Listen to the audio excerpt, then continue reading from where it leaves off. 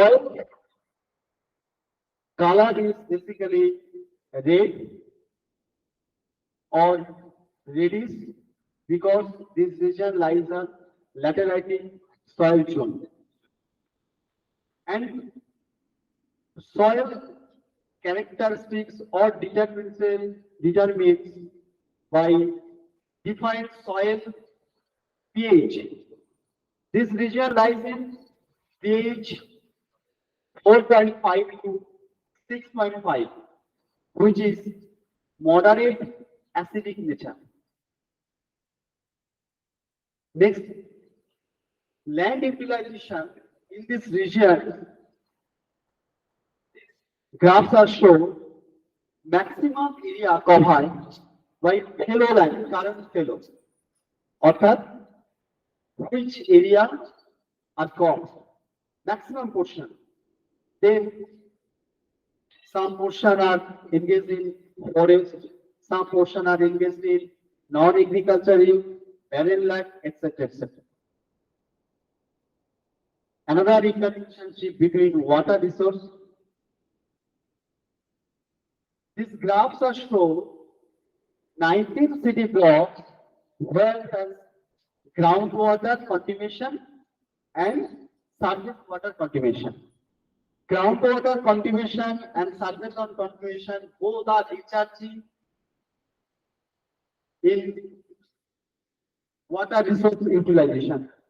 Some blocks, Moiraxi, Mohammad Bazar, Lapur, there is a groundwater recharging system is very effective. Or some portion, surface water are very effective, as well as Rajnagar. There are these regions belong to water is the natural geohydrological unit. Natural geohydrological unit means is recharge completed with through rivers and different watershed facilities. And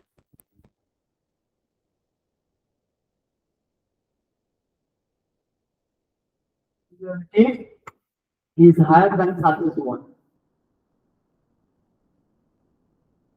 So specific concept or actualization for the purpose or mitigators of the developmental planning to be included. These are two developmental planning suggest by the land utilization through economic development, water resource utilization through economic development. First of all, process of land utilization divide it two levels as well as ground level and zonal level.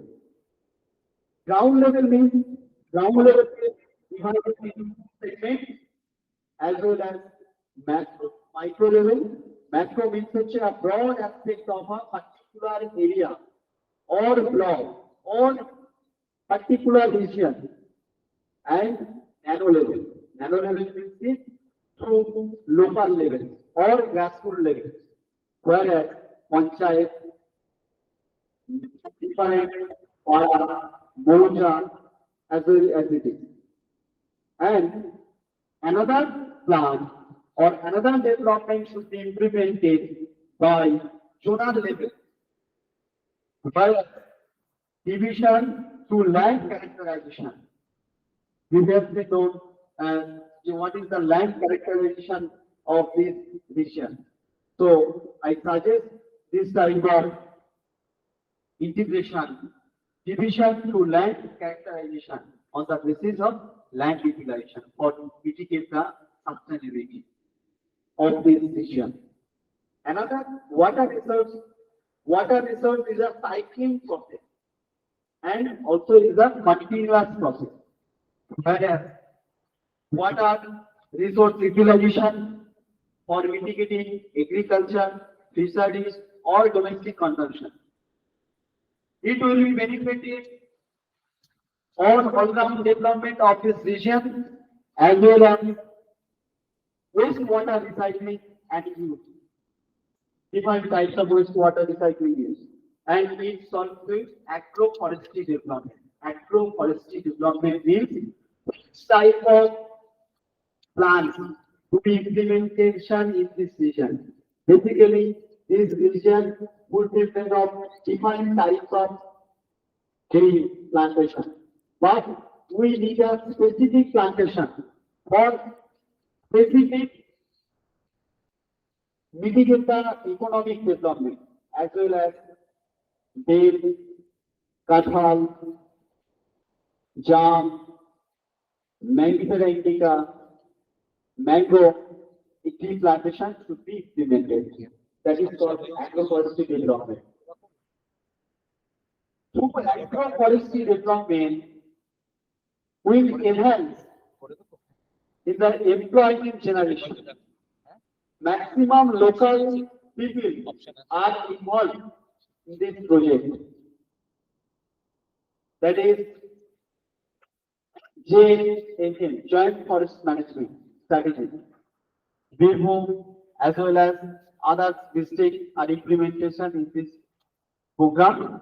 So I suggest this type of program would enhance the sustainability.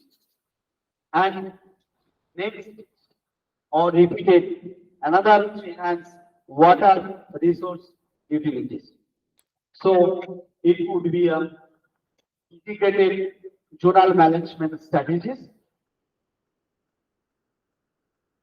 Last but not least, I also thanks again for e-consult organizer to give me opportunities for the present in this topic, and I also thank my colleagues who helps me, and also thanks for Assurance Coastal Studies Foundation for giving me a full-scale support of research facilities. Thank you so much.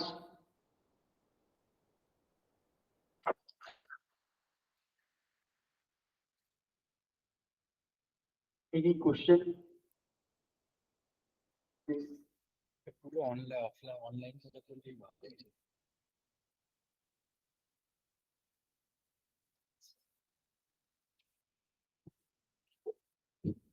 It's a good initiative from Coastal Research, what you are saying about that organization. But the research work is preliminary one as far as I Yes. can you tell us how do you measure the groundwater level of those areas? What is the unit of the y-axis? There was no unit mentioned. What is the unit of that? This groundwater protection is funded and groundwater storage facility, and this data basically is taken from agriculture department, secondary data. Secondary data. Don't know how it. I know I mean, you Jindal before, but for my due to time concern, so I will use this secondary data. so why do you think that so much of space is fallow and why people are not trying to grow crops there?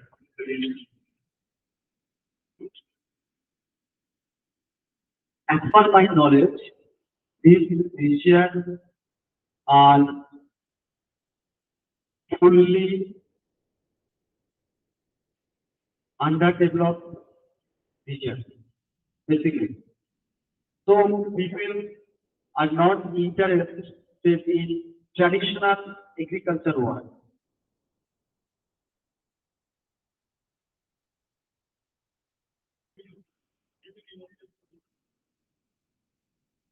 Maybe related to that area that you have shown. valuable land, people of that area might be involved in some kind of economic.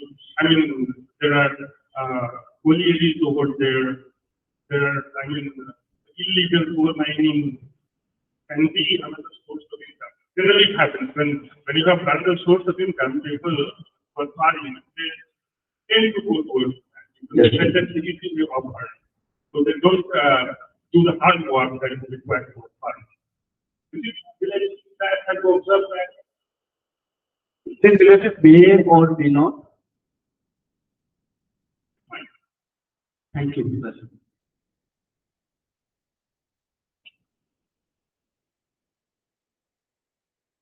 Thank you, Bhalashraya. So our next speaker is Thank you, ma'am. Konushri Ghosh, Cognitive Model, Shreya Raj. So the usually একসাথে আসছেন? Okay, fine.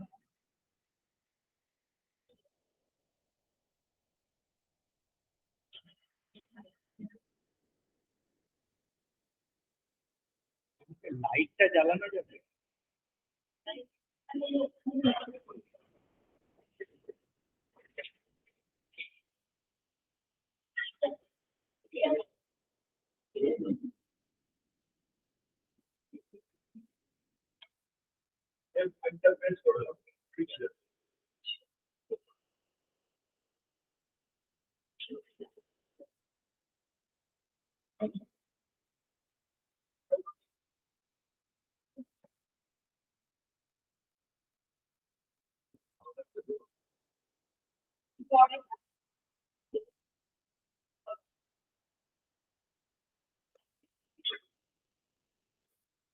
Good morning, to respected Mr. Chair and audience. We are June Thursday of ECSF to be presenting a case study on recurring social erosion of Northern Island in Indian Sugarcane. Let's focus on introduction. Natural hazards like cyclones, floods are threatening on people, property, and environment. Environment breaching and coastal erosion also increasing vulnerability of India. And Moshupi Island is one of the most vulnerable islands of Sugarcane.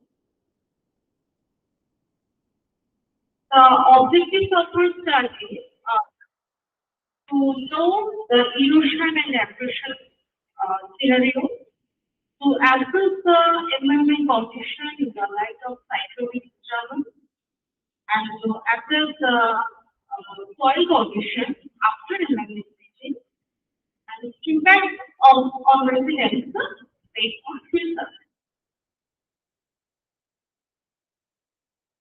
Next slide, study area. Moshupi Island is an isolated island. It's facing Bay of Bengal at the south. And we have visited some sites shown on the map. We have visited some sites for our sampling from Moshupi Island from north to south. After this, history of settlement.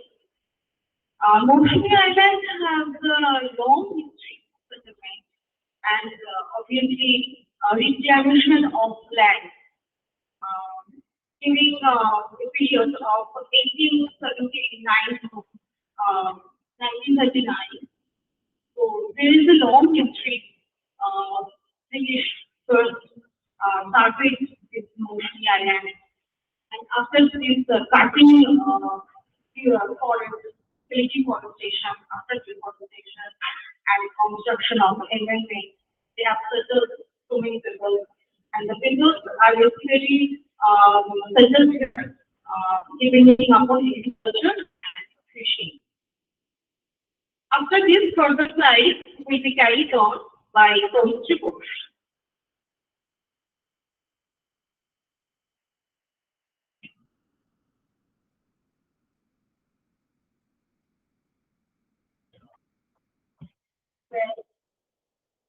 Aluminum methodology that we follow.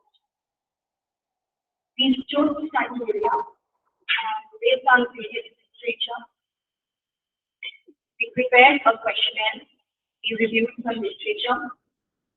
On which we used linometer and measuring tape for measuring the look and length of these lines. We took soil samples from Maliara and Kakamari Jor, which was further measured salinity by wild-type multivariation. GPS was used to mark the waypoint, and soil samples were taken. This verification based on questionnaire surveys. We created vectors with the help of QGIS software for one version. And analysis was done, calculation of data was done, calculation was drawn, based on such.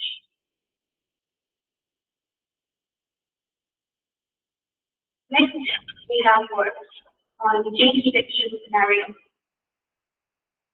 Usually, is a keyword facing island, facing handle ocean. As you can see from the data that the delta is regulated in nature. So much of the information is not getting accumulated over there. And we have lost already 3.8 square kilometers of land from 1985 to 2022. This was done with the help of GIS.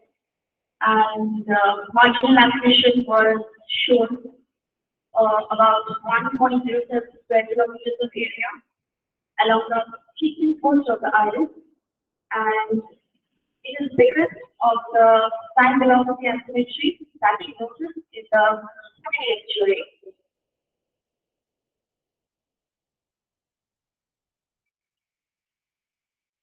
Enlightenment lifetime of millions of women. As myself have already told, premature reclamation of this region has resulted in a shift of river forming. This has reduced the height of the sediment from the river. The flooding is an issue, but embankment is pretty much required. Embankment is an artificial lake rising up the surrounding land which acts as the management of floods by sea and river. After the Isla cyclonic incident, one model of Isla Barna was which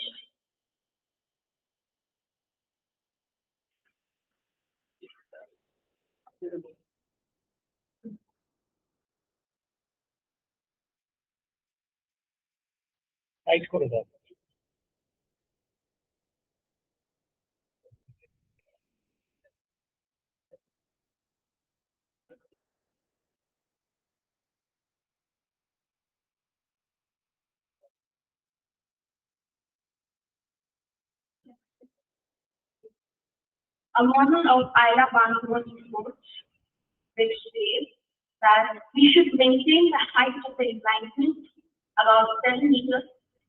The summit length should be 0.9 meters, and the riverside and the countryside flow ratio should be 3:1 and 2:1, respectively. From the field visits, we have seen a concrete embankment in the northern part of the island. There we measured, and the summit length was found to be 0.91 meters indeed. But the general flow was not maintained properly. So it definitely gave some of the protection to the island in the northern part.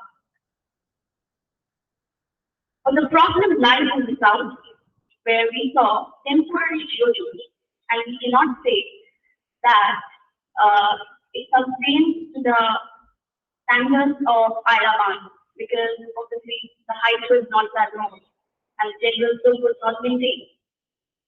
Lastly, we also saw a temporary embankment by the locals. They call it Shalmolla, and it is something which cannot be considered as embankment anymore, because it is very feasible to work as an embankment when a cyclone strikes.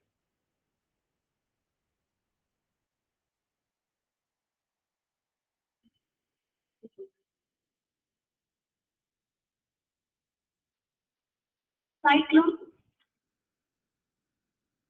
as we all know, that the intensity of cyclone in the Bay of Bengal has increased, and from last few years, cyclone Bulbul, Amphan, Yas has created an havoc on the island, on the environment, and the livelihood of people.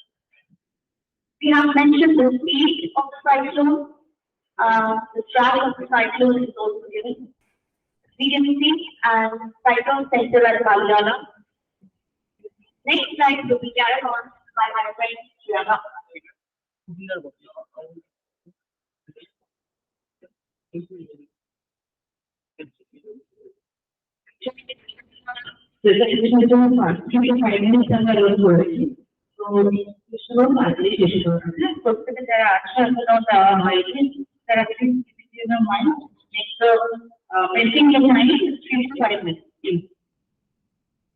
As discussed earlier, we can see that cyclone has a drastic impact on the soil and embankment basin, which is flooding the agricultural land. As a result, you can see from the table that the salinity and the pH level has changed drastically with the long-term effect on agriculture.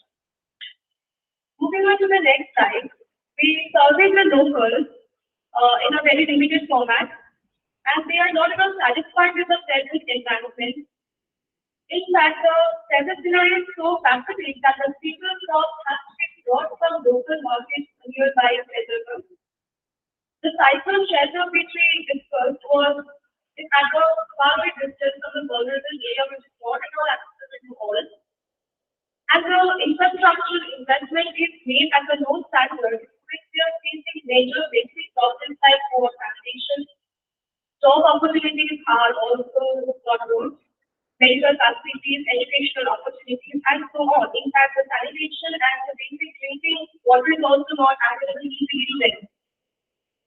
And if we look into the sanitation and drinking water we discussed, and some of them are marginal workers, due to which they have to migrate to other states in search of job opportunities.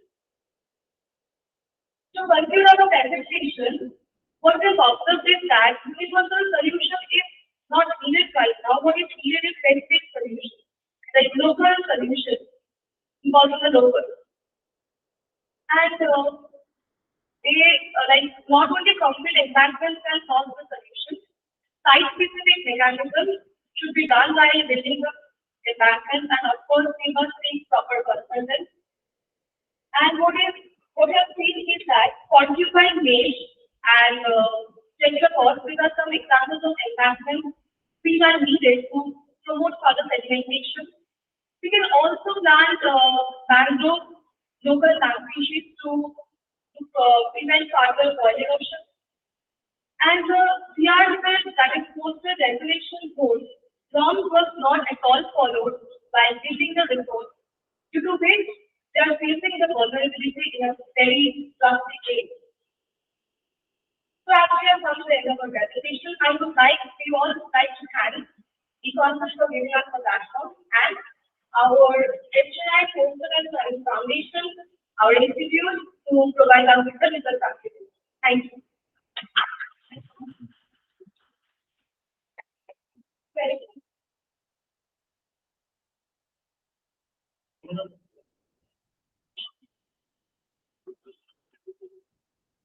You can also answer this.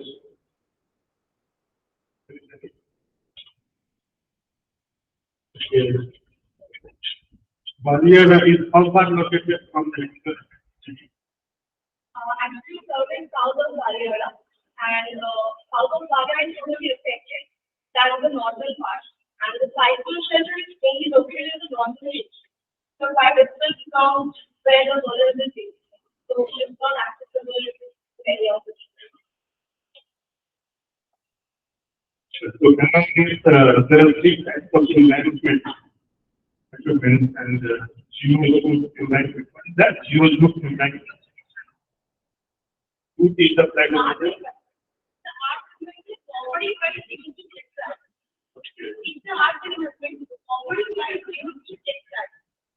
zero-loop? What is zero-loop? We know about June, I'll get the June. It's the art is pursued, urban matters.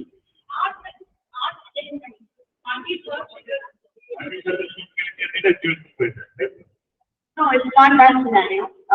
Jojo didn't see, Jojo reminding us, the picture is prevented.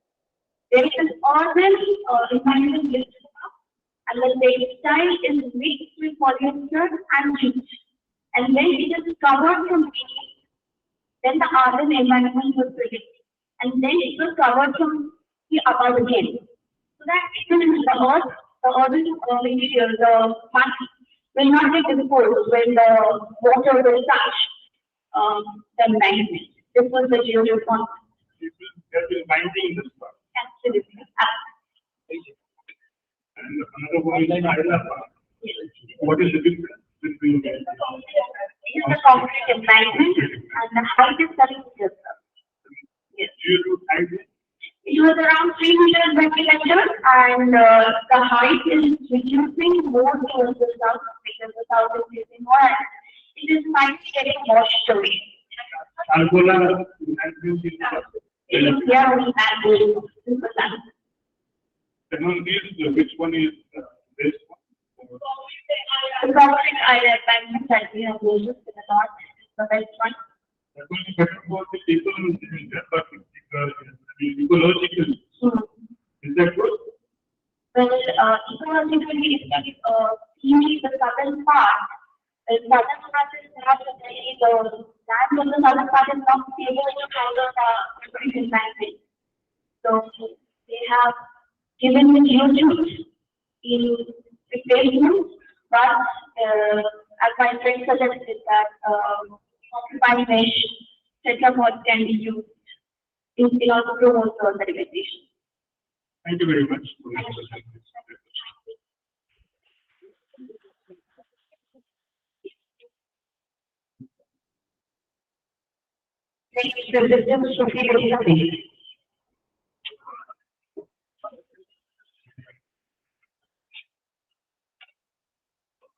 কালকে প্রোটেস্টে যাবে কেউ?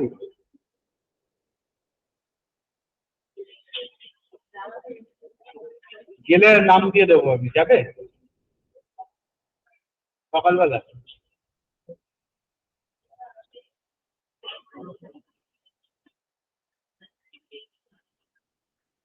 প্রোটেস্টে যাবে কালকে? Protest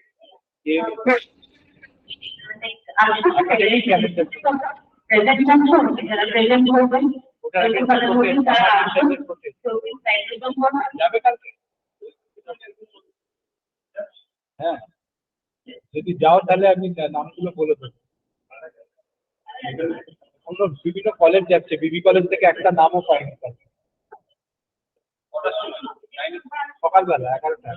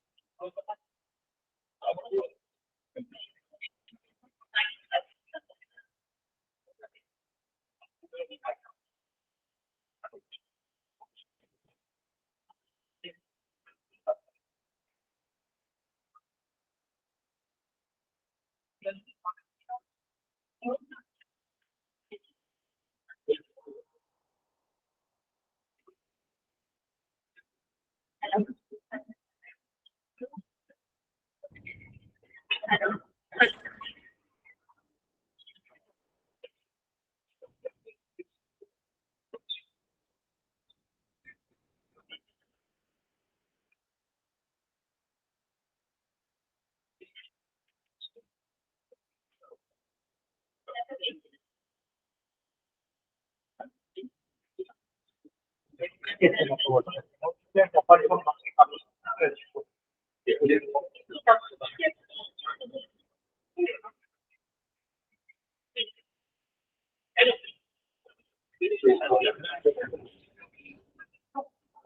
Correct.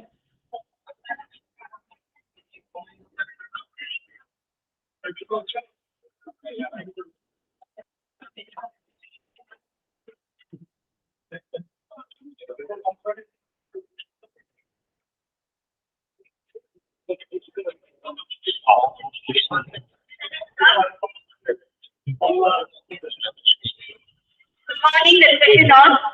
Myself, Sukhil Khare, working as Senior Research Fellow in Zoological Survey of India.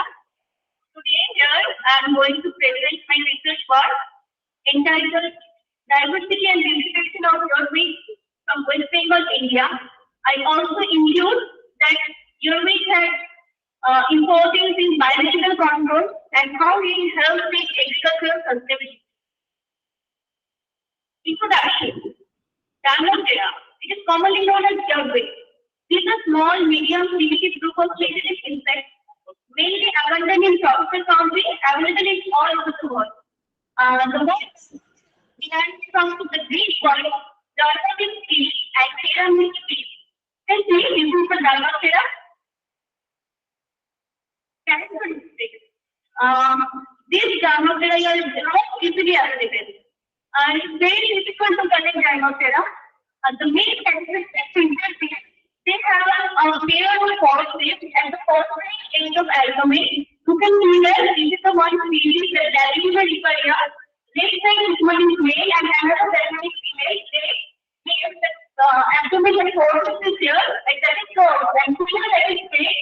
So in this way we can separate and differentiate this male and female. My time area, West Bengal is my time area. From 2021 to today, I have surveyed several districts of West Bengal in several cities. And the distribution and diversity and habitat status of Diamondera in West Bengal. It's very difficult because the zone is getting here. So I follow type serving soil species to collect Diamondera from different habitats. Diversity of Diamondera. All over the world, monthly food different types without use of 45 area from India to 85 species are identified belonging to Semicumulus genera and the parent family. Cumulative and I have identified so many species from West Bengal and I have noticed that from West Bengal, 84 species are available belonging to 59 genera. Percentage composition of different families of Diamondera in West Bengal. Among the 7 families available from India, maximum number of species are reported from particularly family followed by PGT family, Contemporary, Amistophagy, Diabetic, Textophagy, and Alphagy. Distribution pattern of Diamondera in West Bengal. Here is a graphical representation of species diversity in West Bengal in different cities. You can see that the Darjeeling, there maximum number of species is reported from Darjeeling, that is 71, followed by Kolkata, that is 8, and followed by 2 other districts where it is there. And some districts still we don't have any collections. I am working on that. Having different Diamondera. So I have collected from their natural habitat. Here is the photograph of which natural habitat I have taken. This photograph is a natural habitat. So you can see it. I have collected it from Armadillo soil.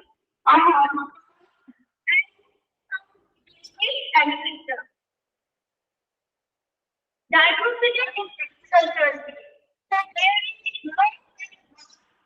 A very important can say that very important in diversity in number and agricultural field. In the last 2 years, I have collected 5 species belonging to 4 Kenya. These 5 species are Nana Dividend, Ladybird, Nicoria,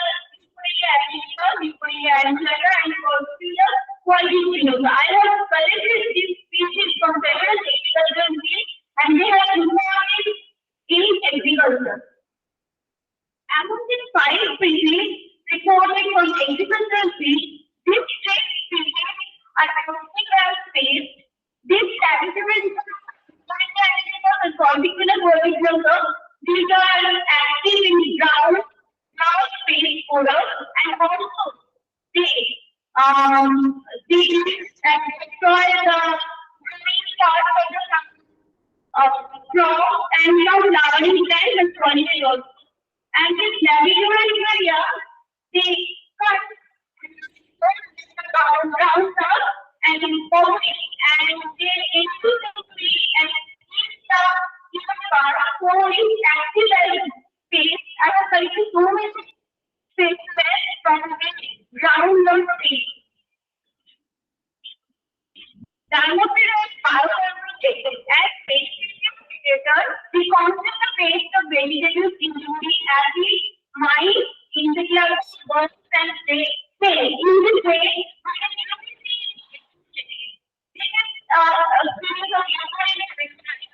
the whole genus, so many species are used as control. So here I'm Asian corn model.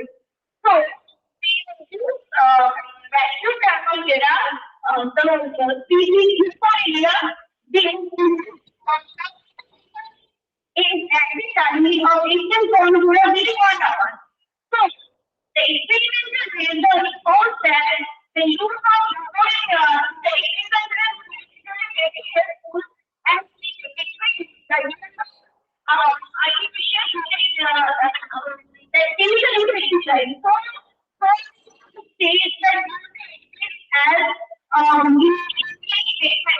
so we are also hoping to use this as integrated pest management, but the use is not too much.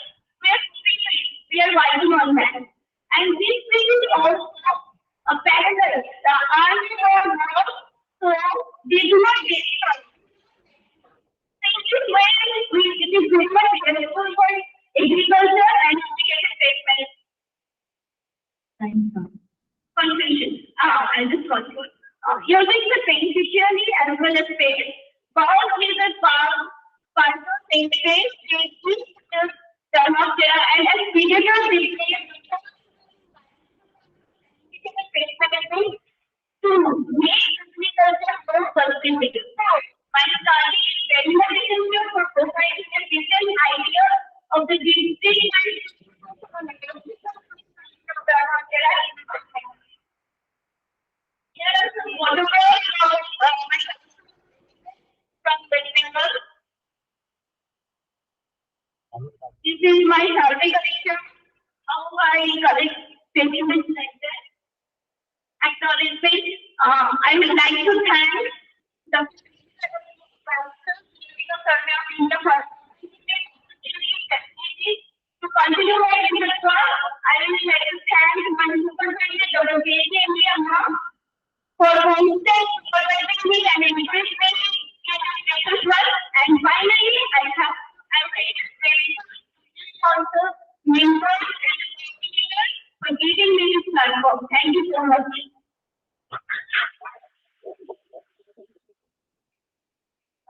Please, if you have any questions.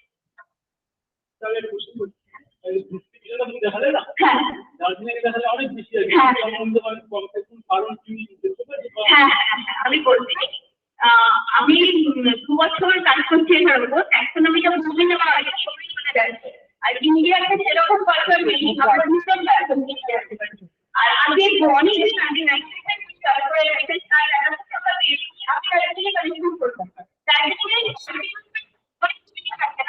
I always use speak with the baby. Mainly this is form. So I আর ওখানে বিভিন্ন wild century পৌঁছে যাবে company connection প্রচুর হয়ে গেছে, connection হয়নি বলতে পারছি। এখানে সুযোগ কম, তারপর থেকে এখনো পাবলিক হয়নি বলে কিছু করার। আছে, আমরা সেটার উপর কাজ করছি। এখানে সার্ভিস হয়, কিন্তু এই গ্রুপটি সেই জন্য সার্ভিস হ্যাঁ হ্যাঁ হ্যাঁ হ্যাঁ তো বললো এই জিনিসটা হ্যাঁ সেটা তুমি বলছো না কিভাবে জানলে? না, কিভাবে রিভিউ আর গ্রাউন্ড স্কিলদের উপর পুরো এক্সপেরিমেন্ট করেছি, 2 বছর ধরে 25 যায়। হ্যাঁ সেন্টার পাওয়া যায়। হ্যাঁ না, এটা হচ্ছে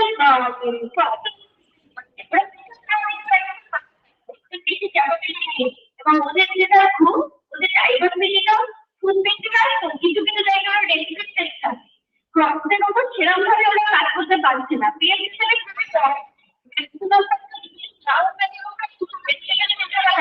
কিন্তু ওরা কিভাবে আলাদা করছে সেটা পিএস হিসেবে গ্রাউন্ড না কেউ জানি, আমরা ওরা কারণ ওরা গ্রোয়িং স্টেজে একদম পুরো তৈরি করে গ্রাউন্ড থেকে ছেড়ে ফেলছে, মানে আমরা যখন পাই কিছু কিছু থাকছে না, পায়ের পর যে ব্যবহার কাজ কিছু করে কিন্তু কাজ করছে না, রাজস্থান এবং কর্ণাটকে এটাকে চেষ্টা করছে কাজ করে এটাকে ইন্ট্রোডিউস করতে হবে, তাহলে শুধু কেমিক্যাল যে ইনসেক্টিসাইড আমরা ইউজ করছি না, তার পুরো ব্যবহারটা মাফ করে দিচ্ছে এটা ইউজ করার হবে।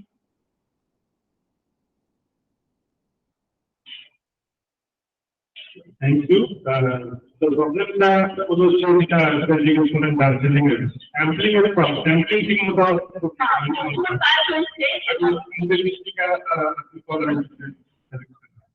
I mean, still more common. Paschimbanga ধরনের আমি কালেকশন করেছি, দুটো সিরিজ আছে এখানে, সেটা পাবলিক সার্ভিস কোথায় স্যাম্পল কভার করে স্যানিটারি সুবিধা করা হচ্ছে।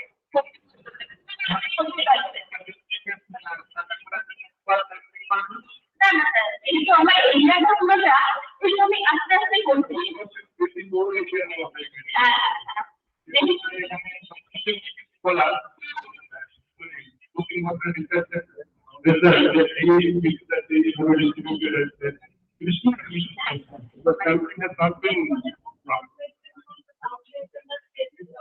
হ্যাঁ অ্যাকচুয়ালি স্যার আমি পুরো বেসিক ব্যাপারটা পুরো একসাথে দিতে পারিনি, তার মধ্যে তো পাওয়াটা খুব ডিফিকাল্ট। আমি যদি প্রসেস সার্ভে থেকে আনসার তো এরিয়াটা আমার বড় দিতে হয়, ফিগার পেজেন্ট একটার উপর আমি কাজ করেছি, মানে আমাদের ওয়েবসাইটে তো খুব এটার উপর টাইম হয় অল্প থেকে বড় বায়োজিওগ্রাফি যেখান থেকে সেখান থেকে আমি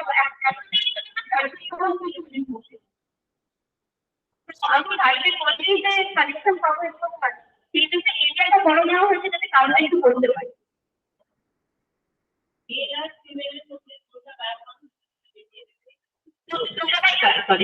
একসাথে থাকে সংখ্যা বেশি থাকে, তাদের কলোনিতে কিছু কিছু সংখ্যা বেশি থাকে আর ওরা থাকে।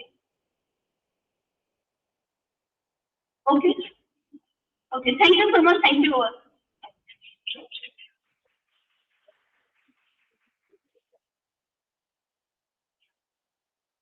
নেক্সট প্রেজেন্টার সুশ্রী দেখতে হয়ে গেল।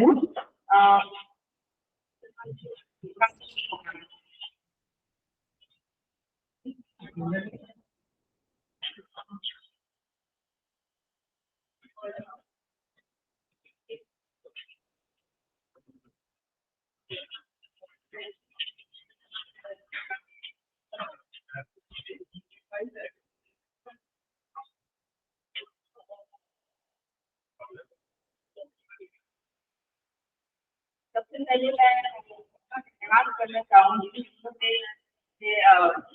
मंच पे मुझे सक्षम बनाने के लिए तथा मुझे निमंत्रण देने के लिए दो दिन चुनाव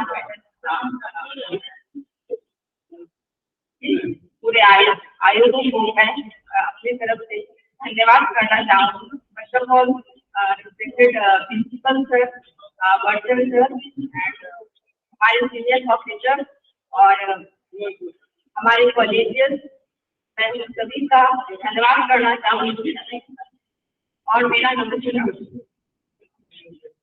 मैं Kanchan Kumari, department of history, Hindi department.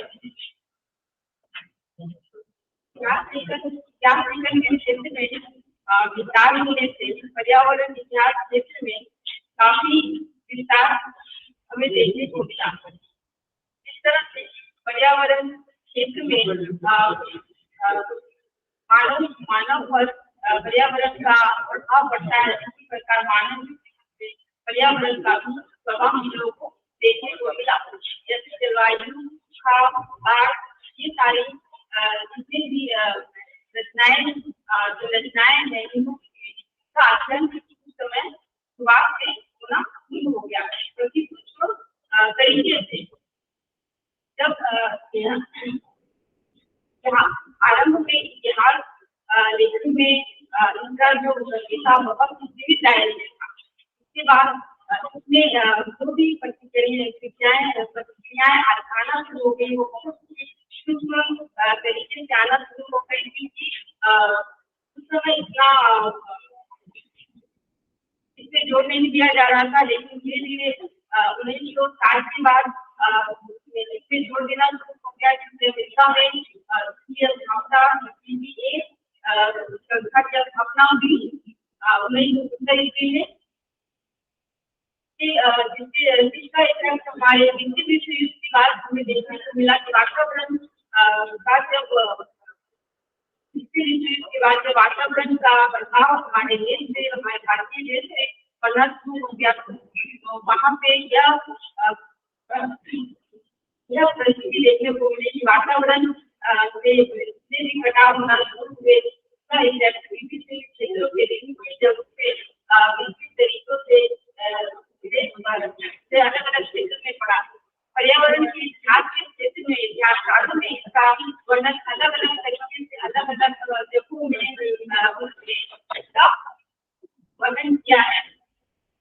Ranjit चक्रवर्ती के अनुसार इतिहासकार ये कहना चाहते हैं कि किस तरह से जलवायु का किस तरह से अलग अलग क्षेत्रों में इसका वर्णन किया गया है और किस तरह से इसके लेखन में उन्होंने अपनी इस प्रतिक्रिया को, जलवायु के इफेक्ट को, मानव जीवन के प्रभावों को किस तरह से प्रभावित करता है, उन्होंने अपने पुस्तक में प्रस्तुत करने की कोशिश की है और इसका स्पष्टीकरण किया है। Environmental movement of age letter book. इसके बाद हमें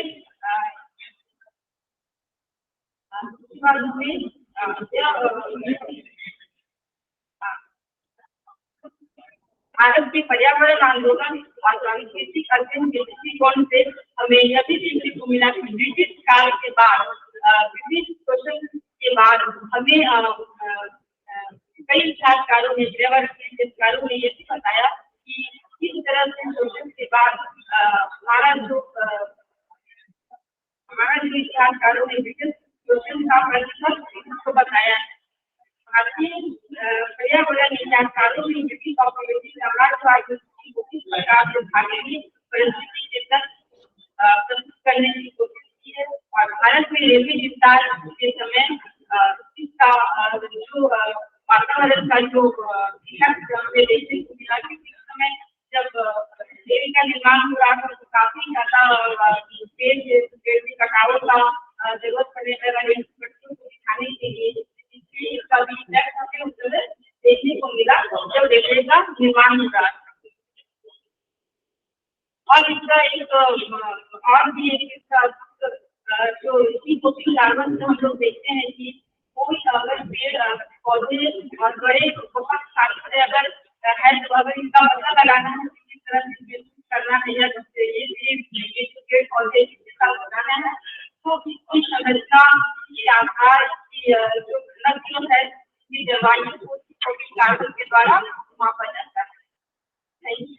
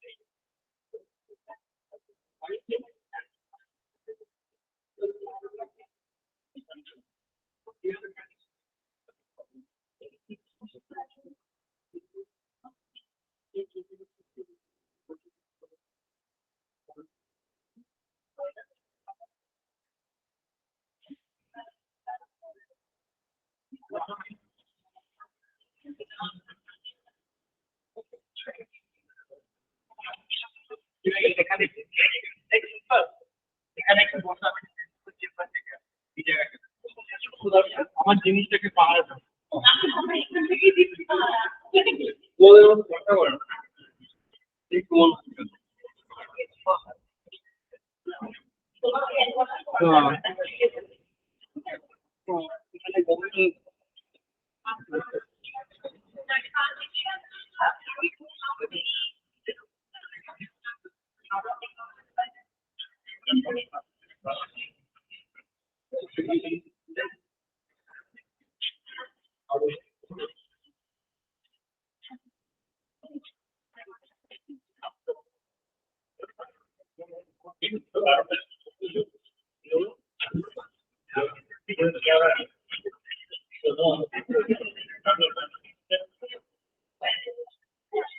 তোমাদের দিকে ক্যামেরাটা করে দিচ্ছি, ক্যামেরাটা তোমাদের দিকে করে দিচ্ছি।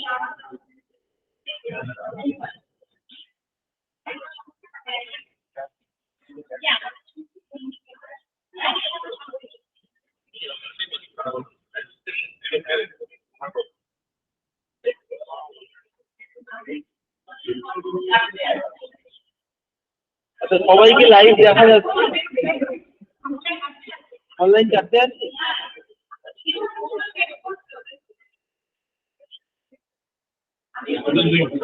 এখানে এখানে যারা আছে ঝিনুক মিত্র, সায়ন্তী দত্ত আর মোহাম্মদ আফরোজ। হ্যাঁ হ্যাঁ,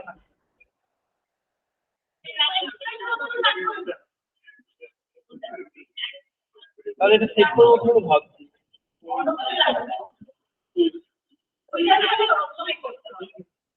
ও, ওইটাতে লগ ইন করো।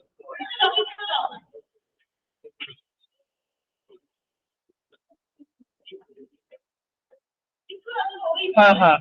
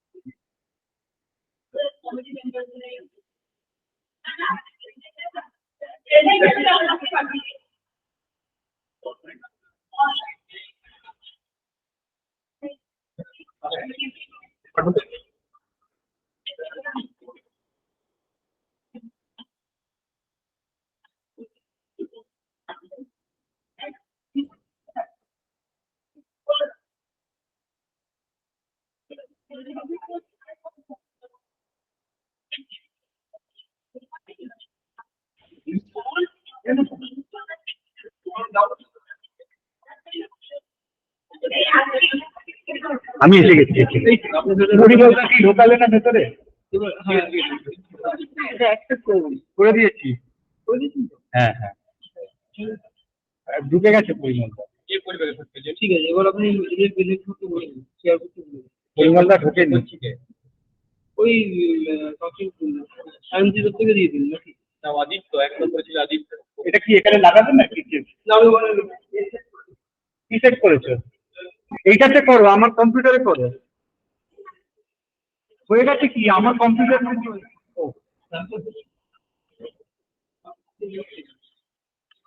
কি করবো?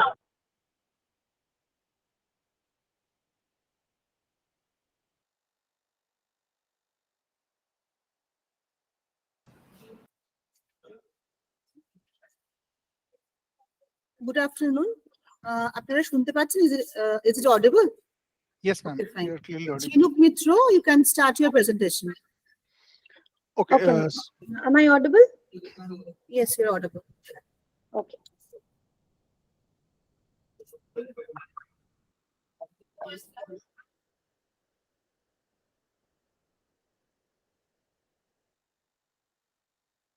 Is my screen visible to all? Yes, it's visible. Okay. You can make it in full screen. Yes, thank you. Good morning, everyone. I am Jhinuk Mitra of Estuarine and Coastal Studies Foundation, and today I'm going to present my research work on the hourly variation in abundance and diversity of mesozooplankton community with response to the abiotic factors. And I've conducted this study at a microtidal creek of the Thakuron estuary of Indian Sundarbans.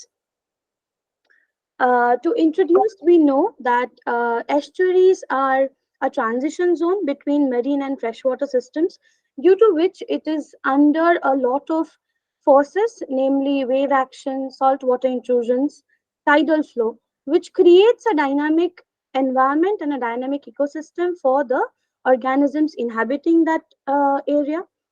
Thakuron estuary is a part of the Hooghly-Matla estuarine complex of Sundarbans, and it faces direct wave action from Bay of Bengal, resulting in a heterogeneous environment and the creation of heterogeneous microhabitats within the estuary. For our study, we have chosen zooplankton. These are aquatic microorganisms present in the water column, and they are related to fishes and larger aquatic animals via their trophic relationship and are a crucial link in the food web sustainability. Because they are highly sensitive and susceptible to the changes in the aquatic ecosystem, the studying of this community can be helpful in detection of the changes on the micro level of climate change by studying their species composition, abundance, and distribution. The main objectives of the study are to quantitatively monitor the hourly variation of mesozooplankton community in a macrotidal creek, that is Thakuron estuary, and to investigate the hourly variation and abundance in relation to the abiotic factors. I have conducted the study at the mouth of the Thakuron River, Thakuron estuary. This place is located near El Plot. The GPS coordinates have been shared. We have conducted this study from boat for a period of 12 hours in December, from 8 p.m. the day before to 9 a.m. the next day. And every hour we have recorded the parameters. The method obtained is divided into two parts mainly. For environmental parameters, we have seen 10 parameters, namely temperature, salinity, pH, depth, chlorophyll A, turbidity, and nutrients such as nitrate, phosphate, and silicate. Most of these have been recorded in situ using multi-parameter probes and other devices, some of which have been depicted here. If you can see the top right image, this is a multi-parameter probe for which we have used to measure most of the parameters in situ, and the others are the plankton net, which can be seen here, which is fitted with a mechanical flow meter at its mouth. This we have used for the zooplankton, mesozooplankton collection, and we have preserved the samples in 4% buffered formalin and transported them to the laboratory, where we have identified using a trinocular microscope and Sedgwick rafter counting chambers. Most of the statistical analysis which are presented in this study have been done using the software SCRAN-R, Minitab, and PAST4. So the results show these are a graphical representation of the parameters observed. The temperature throughout the study remains somewhere between 24.2 to 25.2. And on x-axis for all the graph, we have the hours, which are depicted by H1, H2, H3, and so on. For salinity, mostly, as you can see here, it remained constant at 13.3 with minor variations. pH values remained between 6.2 to 7.2, and the lower pH were observed during the low tide phase, which we will be able to see later on, while TDS value remained between 14,250 to 14,500. From the first graph, which depicts the depth, here we can get an idea about the tidal picture of the estuary where we have conducted the study. From hour 6 or rather hour 7 onwards, we can see the low tide starting, and before that it was the high tide situation. Coming to the turbidity, it remained more or less uniform except for hour 6 and hour 9. That was somewhere around 3 a.m. in the night.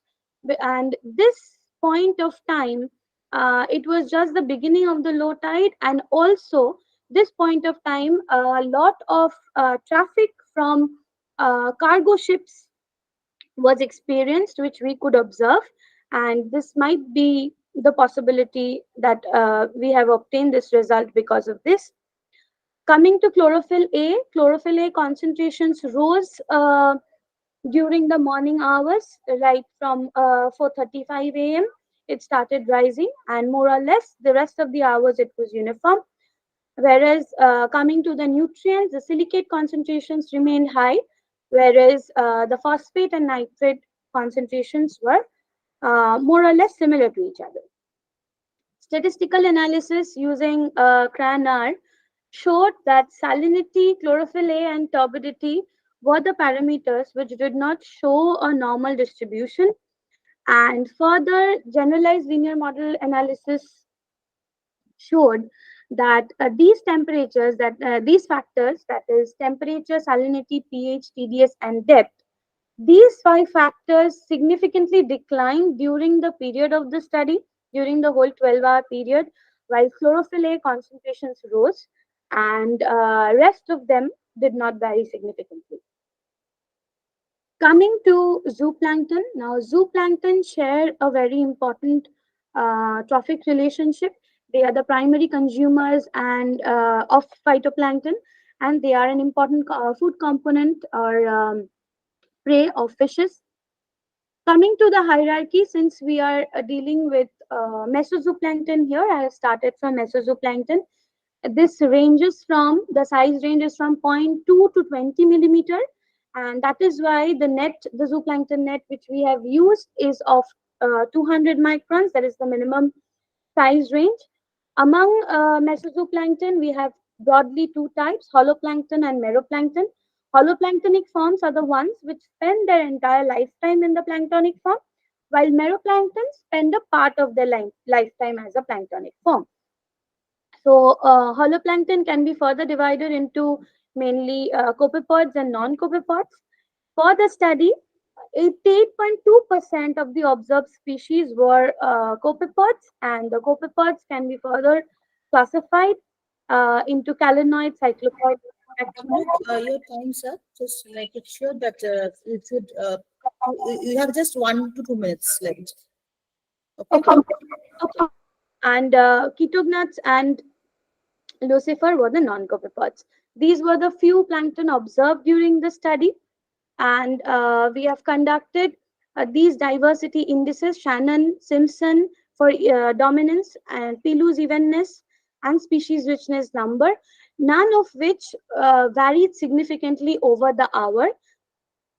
And since copepods are the most abundant and contribute most to the mesozooplankton load, for our study, we have observed copepods number to be the highest at hour 10 and hour 12.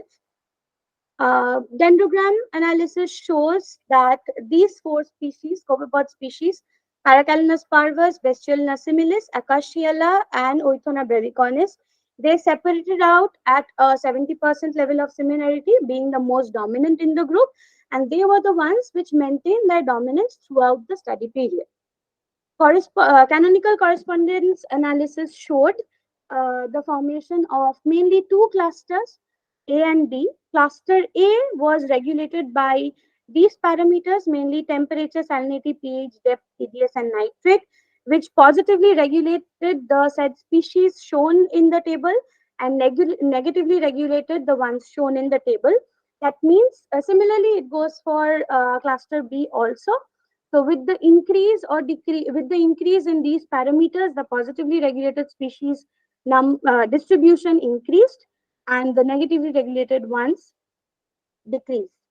So in conclusion, we can see that a significant hourly variation exists in the estuaries, creating microhabitats. However, the hourly variation of mesozooplankton is on a very minute scale, which sheds light that they are able to adapt to environmental heterogeneity. Though this is a one-time sampling, this sets the baseline for the importance of ecological monitoring in the dynamic estuarine ecosystems. And since they are susceptible to the impacts of the climate change, long-term spatiotemporal monitoring of this community can help us gain insights into the micro-level changes, and that is why this is recommended for an estuarine environment. To end, I would like to thank Estuarine and Coastal Studies Foundation and Dr. Paul. I would also thank Dr. Bhodro of Adamas University for providing us with the logistical support for carrying out the study. and of course my peers at ECSF who have been a constant support throughout. And with that, I would be ending my presentation from this is Jhinuk Mitra from Estuarine and Coastal Studies Foundation. Thank you very much. Thank you all. Thank you, Jhinuk Mitra. It's a nice presentation. Thank you, ma'am. Okay, thank you. Next presenter is Aditya Shankar Ghosh. Yeah, Aditya Ghosh. Yes, ma'am. I'm okay, ma'am. I'm presenting. Yeah, sure. You can start. Hmm.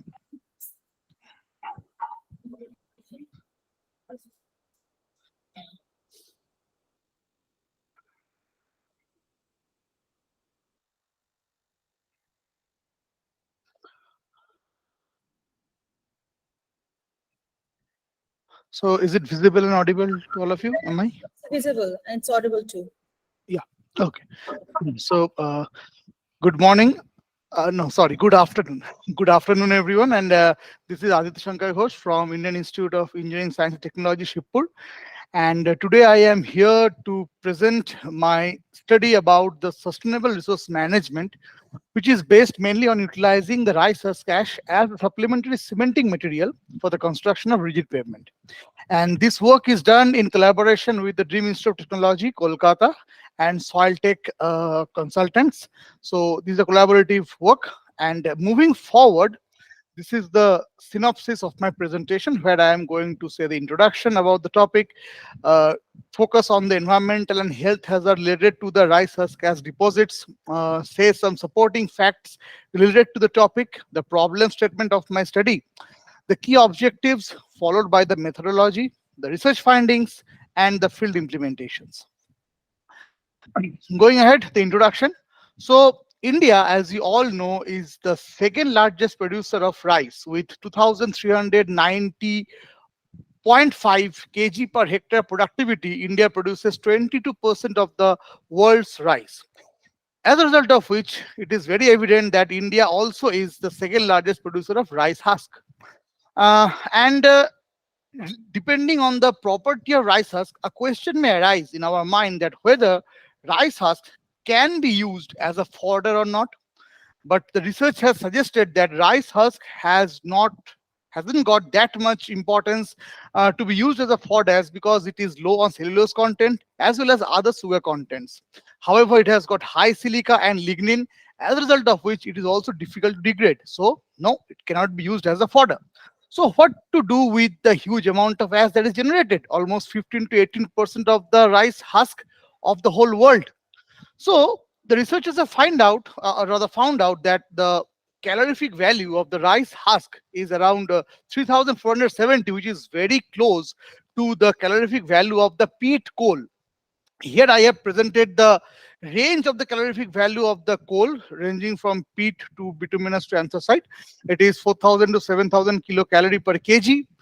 And once it is seen that the rice husk has got that amount of calorific value, the next thing that comes into use is that the use of rice husk as a fuel for the industries, medium and small scale industries, especially. Even in Andhra Pradesh, there is thermal power station which is run on the rice husk mainly. So after the husk is burnt, the ash is produced, the next problem came into existence. That is the disposal issue. Around 4.65 to 5.58 million tons of rice husk ash is produced by India annually. And what to do with that huge amount of ash? And in this slide, I just want to focus on the 5 main rice producing countries in the world. It is topped by China, followed by India, and then Indonesia, then Bangladesh, then comes Vietnam. And in India, our own West Bengal and our very own Burdwan stands the first. Also, based on this statistics, we can see that as the production of rice husk is increasing from China, India, Indonesia, so all these countries, and also the problem of rice husk as deposition is increasing, there is also increasing demand of the silica content from the rice husk. It is a very rich source of silica. Now, coming to the next aspect of my topic. India has got the second largest road network in the world.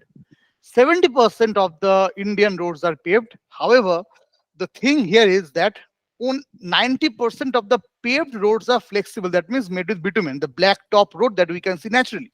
or generally that you can see, not natural, sorry. However, only 10% of the roads are concrete pavement, rigid pavement. Now, why is that so? The researchers have found out, rather it is seen that India is a developing country. The cost of construction of the rigid pavement is really high. So there is a pure biasness towards the construction of flexible pavement, although we know the design life of a flexible pavement is almost 5 to 7 years less as compared to that of the rigid pavement. So why is that so? The construction cost, as I said, now when we focus on the construction cost, the thing which came into the focus or view is that the cost of the cement is the one which affects the most. So if somehow the cost of the cement can be reduced by mixing something partially or fully, however it may be, then there can be a way out to this problem. Now, going ahead, coming to the next aspect. Mr. Aditya Ghosh, time's up. Just conclude your Okay. presentation. Okay, so ma'am, I will just go, I will just rush by just 2 minutes, ma'am. So coming on to the next aspect is the environmental and health hazard, where we can see the trace and heavy metals that are present in the ash. And when the ash is not utilized and it is remain deposited in a certain place, it can leach through the ground, it can leach through the soil and enter the groundwater table, which can cause diseases like cancer, respiratory disease, emphysema, lung function loss. So now the supporting facts of my topic here is the production of rice husk ash, its calorific value, the high silica content, the pollution caused, as well as the test result indicating that the pozzolanic nature of the rice husk ash, which can be used as a supplementary cementitious material. However, you can see for the small scale industry, 37.54 industries are using rice husk as their fuel for the generation of the fuel. Peat coke, that is the coal, is used by 17.6, and agro waste like the cow dung cakes are used by 44.5 odd industries. So again, the problem of rice husk gas generation is there. So the problem statement here, compiling all those things together, as we can see, the bulk usage of rice husk gas is not there. As a result of which, you can see the industries producing rice husk ash is disposing of the RHA in the low-lying areas at the side of the road, even giving a cost of rupees 400 to 500 per trolley. So that is the thing here. So the key objective here, in my study, I tried to determine the physical chemical characteristics of rice husk ash, whether it can be used as a cementitious material, determine the morphological, that is the surface characteristics, and the mineralogical characteristics of rice husk ash. Finally, did some classical property test of the concrete that is built using the rice husk ash, and found out that these are methodology actually. So these are the experiments that I have conducted, the morphological and mineralogical characteristics using scanning electron microscopy and XRD, the morphological and mineralogical phases respectively. Chemical engineering characteristic using volumetric iteration, I found the chemical composition, engineering characteristic during the respective test using Indian standard codes, and classical properties you can see done the setting time, consistency, the strength test of the concrete that has been produced, and the determination of the alkalinity of the substance. Now the findings that I've got is that rice husk ash is purely rich in silica, and it is non-plastic, provides a high CBR value. All this imparts towards the pozzolanic property of the ash. Secondly, the micrographs of the ACM revealed that it has got a well corrugated structure of the outer epidermis, multi-layered porous structure, again indicating towards its pozzolanic property. Finally, the compressive strength test result, where I have mixed 15% of the OPC, ordinary Portland cement, with rice husk ash, and 5% of PPC, the fly ash based cement, which already has got 15% fly ash mixed in it. In that, I have mixed 5% more rice husk ash, and it has given a beautiful result of 59 MPa and 49 MPa, which can be used for high volume roads. That means high grade concrete pavement, which is used for the highways. Finally, this work has been actually helped out to me by Ultratech Cement, who have taken a keen interest in this whole findings. Conclude your presentation. Yes, ma'am. Yes, ma'am. That's last slide. So keen interest of Ultratech Cement, who have taken this study into their stride, and they have came up with certain idea to implement this whole study into their, upcoming cement production system. So this is what Ultratech Cement has given us a lot of support, provided us with the cement and all those stuffs. And this, the experiment is conducted in the concrete technology lab of the IIST Shibpur Engineering College. And lastly, As the topic is about sustainable development, it is a challenge of meeting human needs for natural resources, industrial products, energy, food, transportation, shelter, and effective waste management, while conserving and protecting the environmental quality and natural resource base essential for future development. This study, uh, here I have achieved the sustainability in industry, innovation, and infrastructure. This investigational work also provides a certain amount of advancement towards sustainable agriculture waste management. And finally, I can conclude that rice husk ash as sustainable SCM for cement that can be used effectively for high volume rigid pavement construction. Thank you. These are my references. And that's it from my side. Thank you all. Thank you. Thank you, Mr. Aditya Ghosh. It's a nice presentation. Yeah. So our next presenter is Mohammad Afroz. Mohammad Afroz, are you present here? Yes, ma'am. Yes, ma'am. I'm present. I'm You sharing please my screen. start the presentation. You have only 5 minutes. Okay? Okay, ma'am. Okay, ma'am. Ma'am, my screen is visible. Yeah, it's coming. Am I audible, ma'am? Yeah, audible, you're visible. You can start and just make Okay. it so that you have to complete it within 5 minutes. Okay, ma'am. So, good afternoon, everyone. I am Mohammad Afroz. I'm a research scholar from Department of Civil Engineering from Birla Institute of Technology and Science in Pilani. My paper titled a comparative study on compressive strength of M40 grade of concrete with addition of steel fibers. Make it full screen view. Make it full screen view. Yeah, it's fine. So my problem statement was the micro cracks relating to the micro cracks that are present in the motor aggregate interface. My study was to minimize the micro cracks in the motor aggregate interface, and I have tried to reduce these micro cracks by adding steel fibers in the concrete with replacement of cement. Since cement is the cement industry is the third largest pollution source of pollution in this world, so I have tried to replace the cement with steel fiber, and this steel fiber is now the recent innovation in the field of sustainable development goals.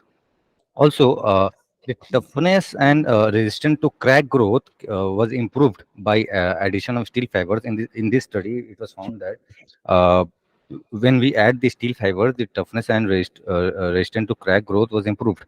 When the load is distributed to micro cracks by the help of fibers in concrete, this concrete is known as fiber reinforced concrete.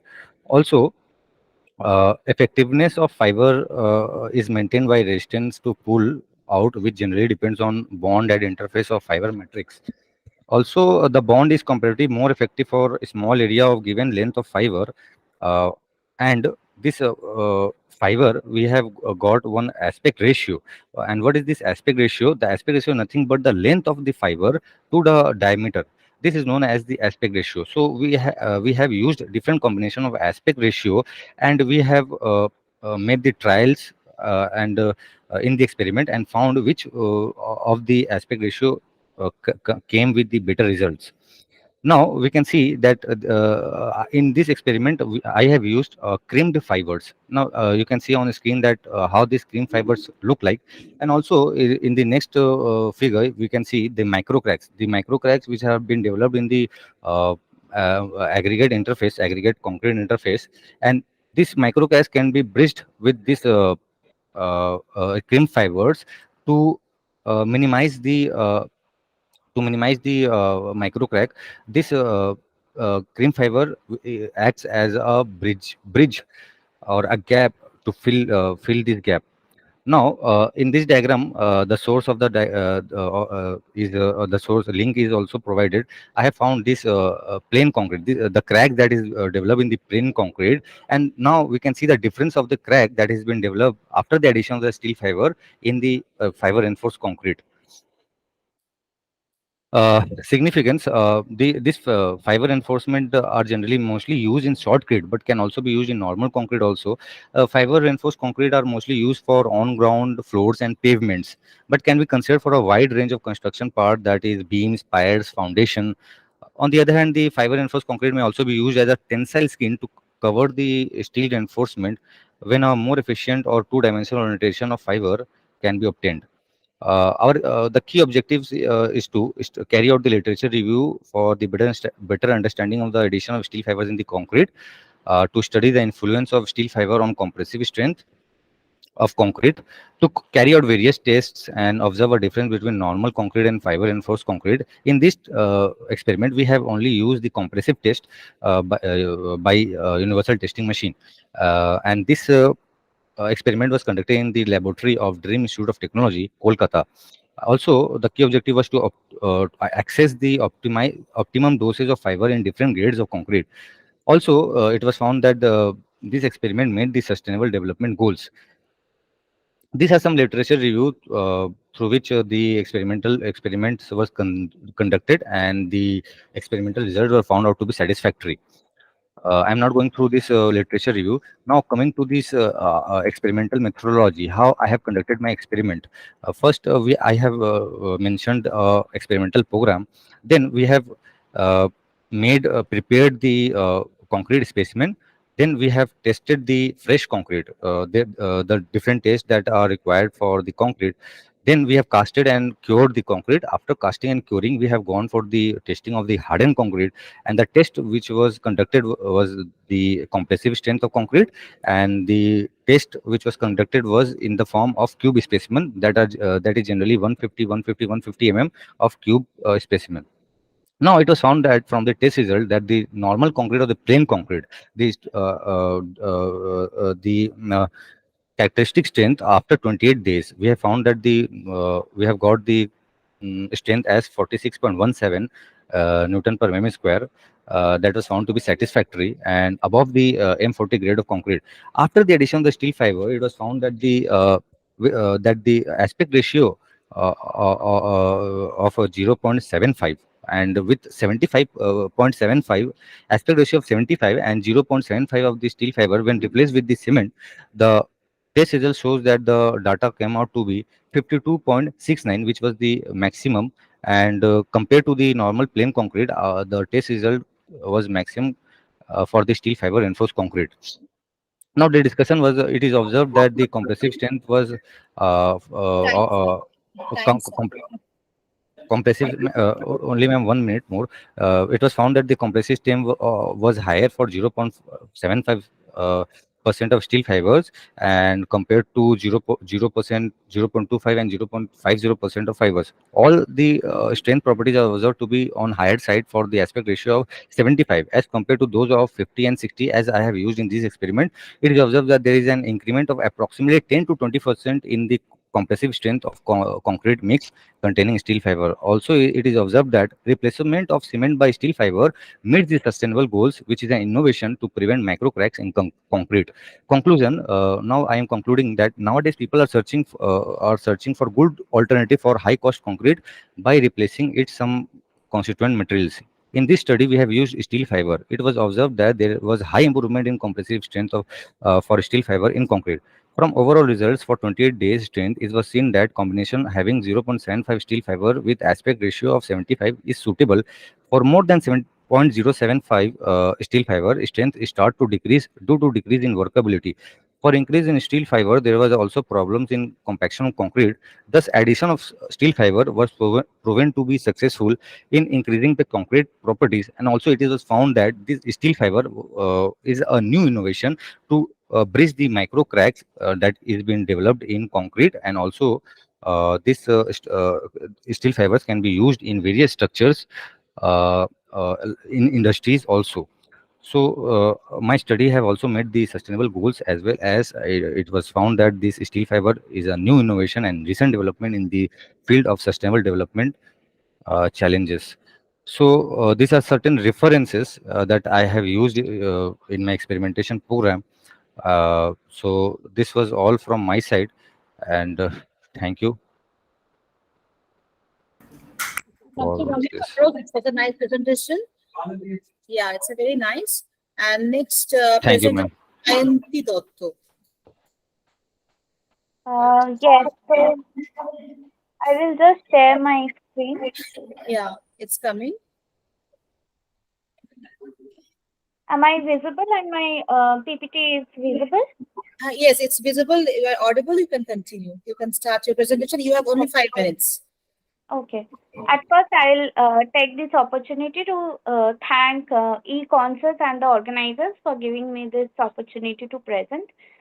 So, coming from a sociological background, as I've gone through all the paper presenters, my co-presenters, all of their topics are very different from my topic.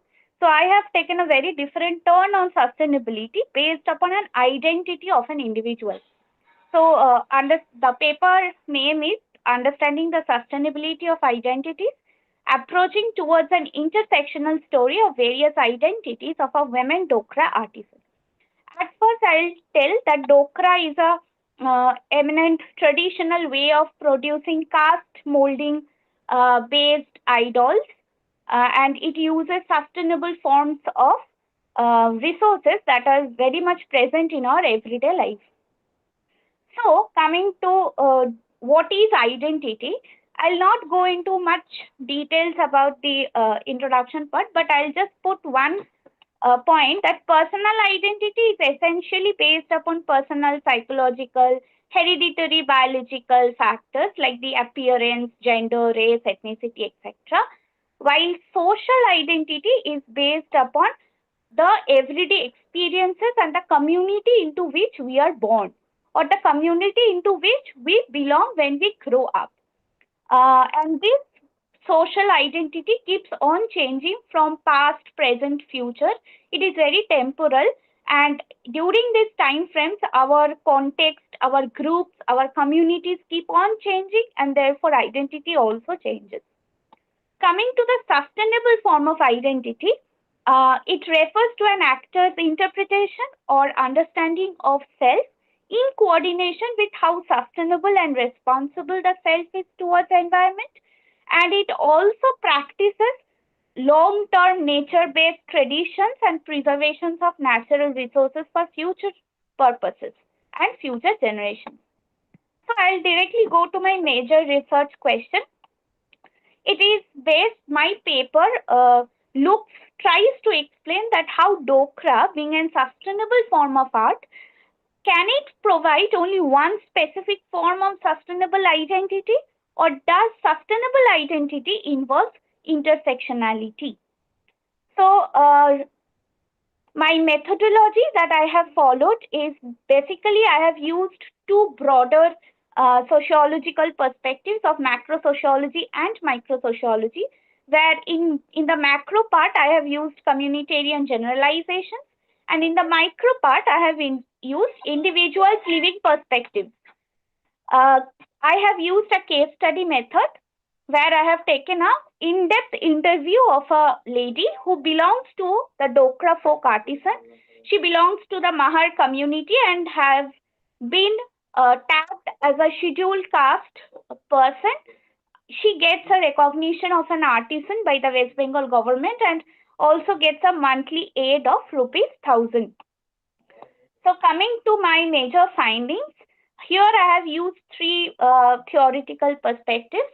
So overall, these three perspectives says that how the Mahar women who are into artisan are always regarded as a artisan come helper to the husbands of this community, because this community gives opportunity for the men to do and show their creativity while doing the Dokra artist work, while the women is always regarded as a helper to the community. The micro findings are more engrossing in nature, because here you will see I have tried to explain that how in every sphere the identity of the women is based on a second gender or second sex, which I have quoted from Simone de Beauvoir. She is a feminist, and here the woman is a helper to the house man, here to the husband. She is a mother of two children. She's a housewife to that family. She belongs to a lower caste, and that's how her identity is always at crisscross with everything. Here I would like to bring into the context of intersectionality. So intersectionality is basically a framework which says that identities intersect and interact with each other in very complex ways. So it recognizes that individual belongs to multiple social groups such as race, gender, class, sexuality, age, and that these groups intersect and interconnect with each other on an everyday basis, creating everyday experiences and opportunities, and which also changes with our lifetime.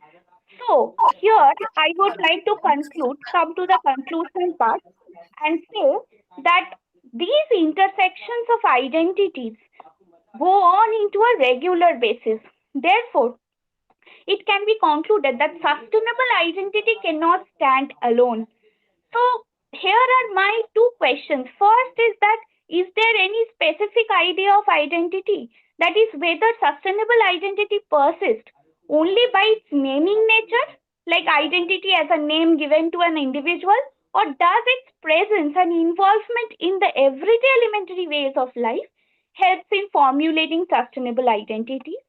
And lastly, I would put another question that is there any singular term to take into account the tectonic identities of a person? Hereby, I end with my references. Thank you. Thank you, Mr. Shantanu Datta. It's a wonderful presentation. Thank you. Thank you. So here the ending of the online presentation from our side. Thank you all. We are disconnecting. I will log off from the G Meet. Thank you. Hello, ma'am. Just a simple question. How are you going to get our presentation certificates, ma'am? Can you please suggest? Hello? We will communicate through mail. Okay. Thank you. Thank you. Thank you.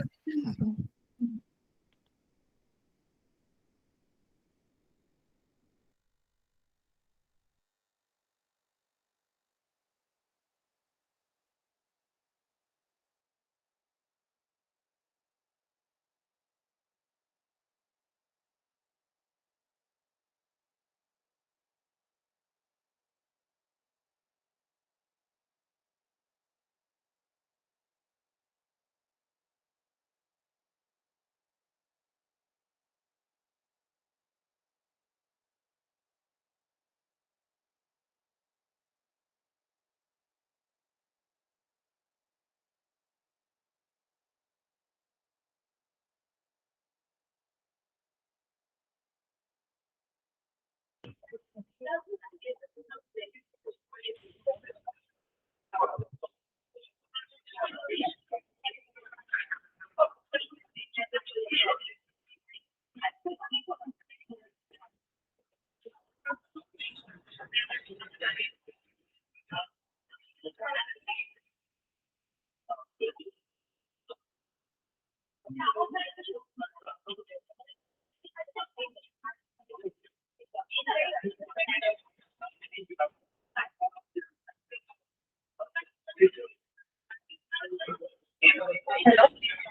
আমি পরবর্তী সেশনের দিকে play করছি। Now let us have the pleasure of listening to the coming discussion of honorable and great speakers, Mr. Rakesh Mukherjee, Mr. Veena Scientist, Mr. Anupam Palakar. গবেষক রাজ্য সংগ্রামের পরিবার কৃষি খামারের কৃষি ফসল বৈচিত্র্য ফসলের সংরক্ষণ উৎপাদন ইত্যাদি নিয়ে নির্ভরশীল গবেষণা করছেন।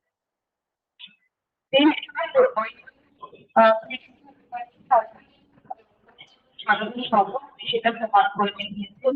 এই সম্পর্কে নানা রকম গবেষণাপত্র আছে। তার বিখ্যাত বইগুলো কৃষি ভাবনা দুর্ভাবনা ও জীবন সবচেয়ে প্রদর্শিত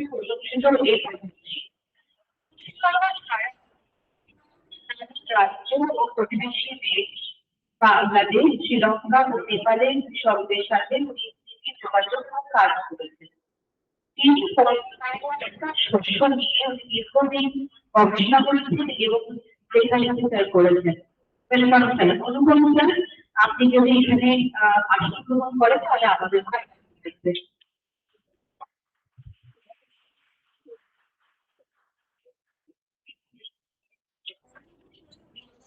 Sir, I instruct the basic programming sir, আমাদের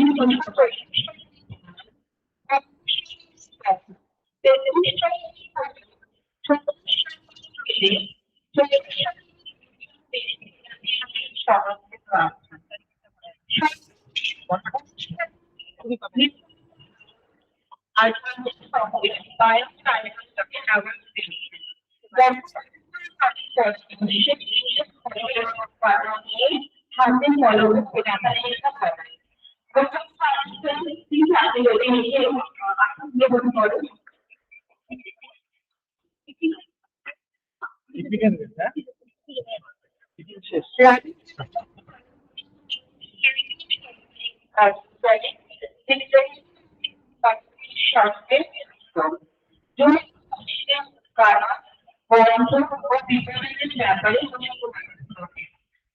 আপনি যদি আসন গ্রহণ করেন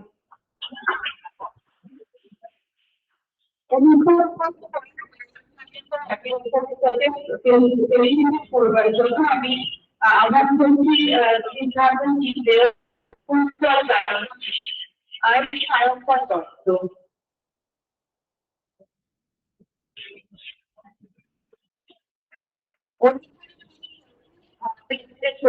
সায়ঙ্কর দত্ত।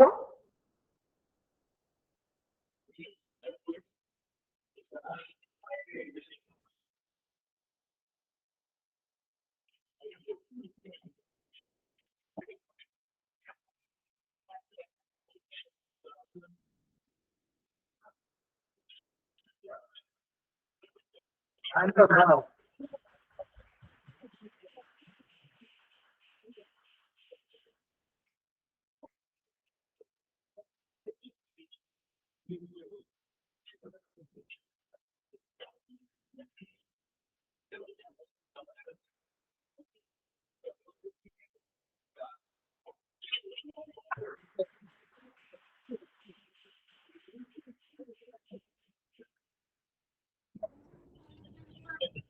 ফিলিপিনের সর্বাধিক দল রাষ্ট্রপতি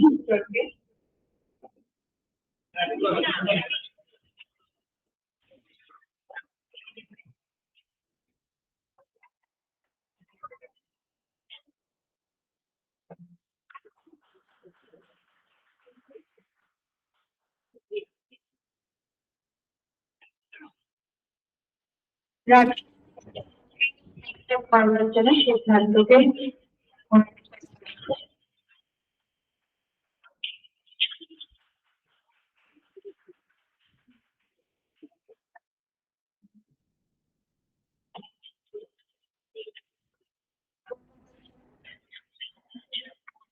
আমরা আপনাদের জ্ঞান আমাদের সাথে আমরা পূর্ণ হতে পারি এজন্য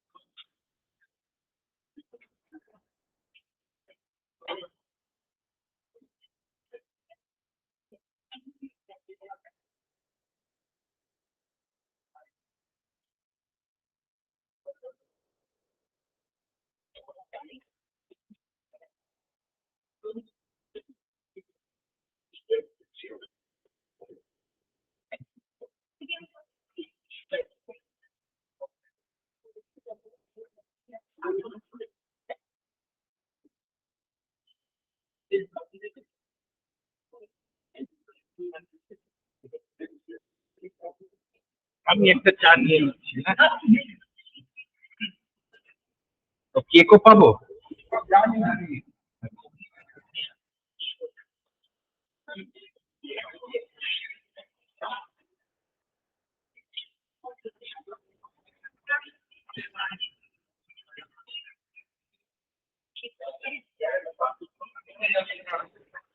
এখানে রুল করতে হবে নাকি?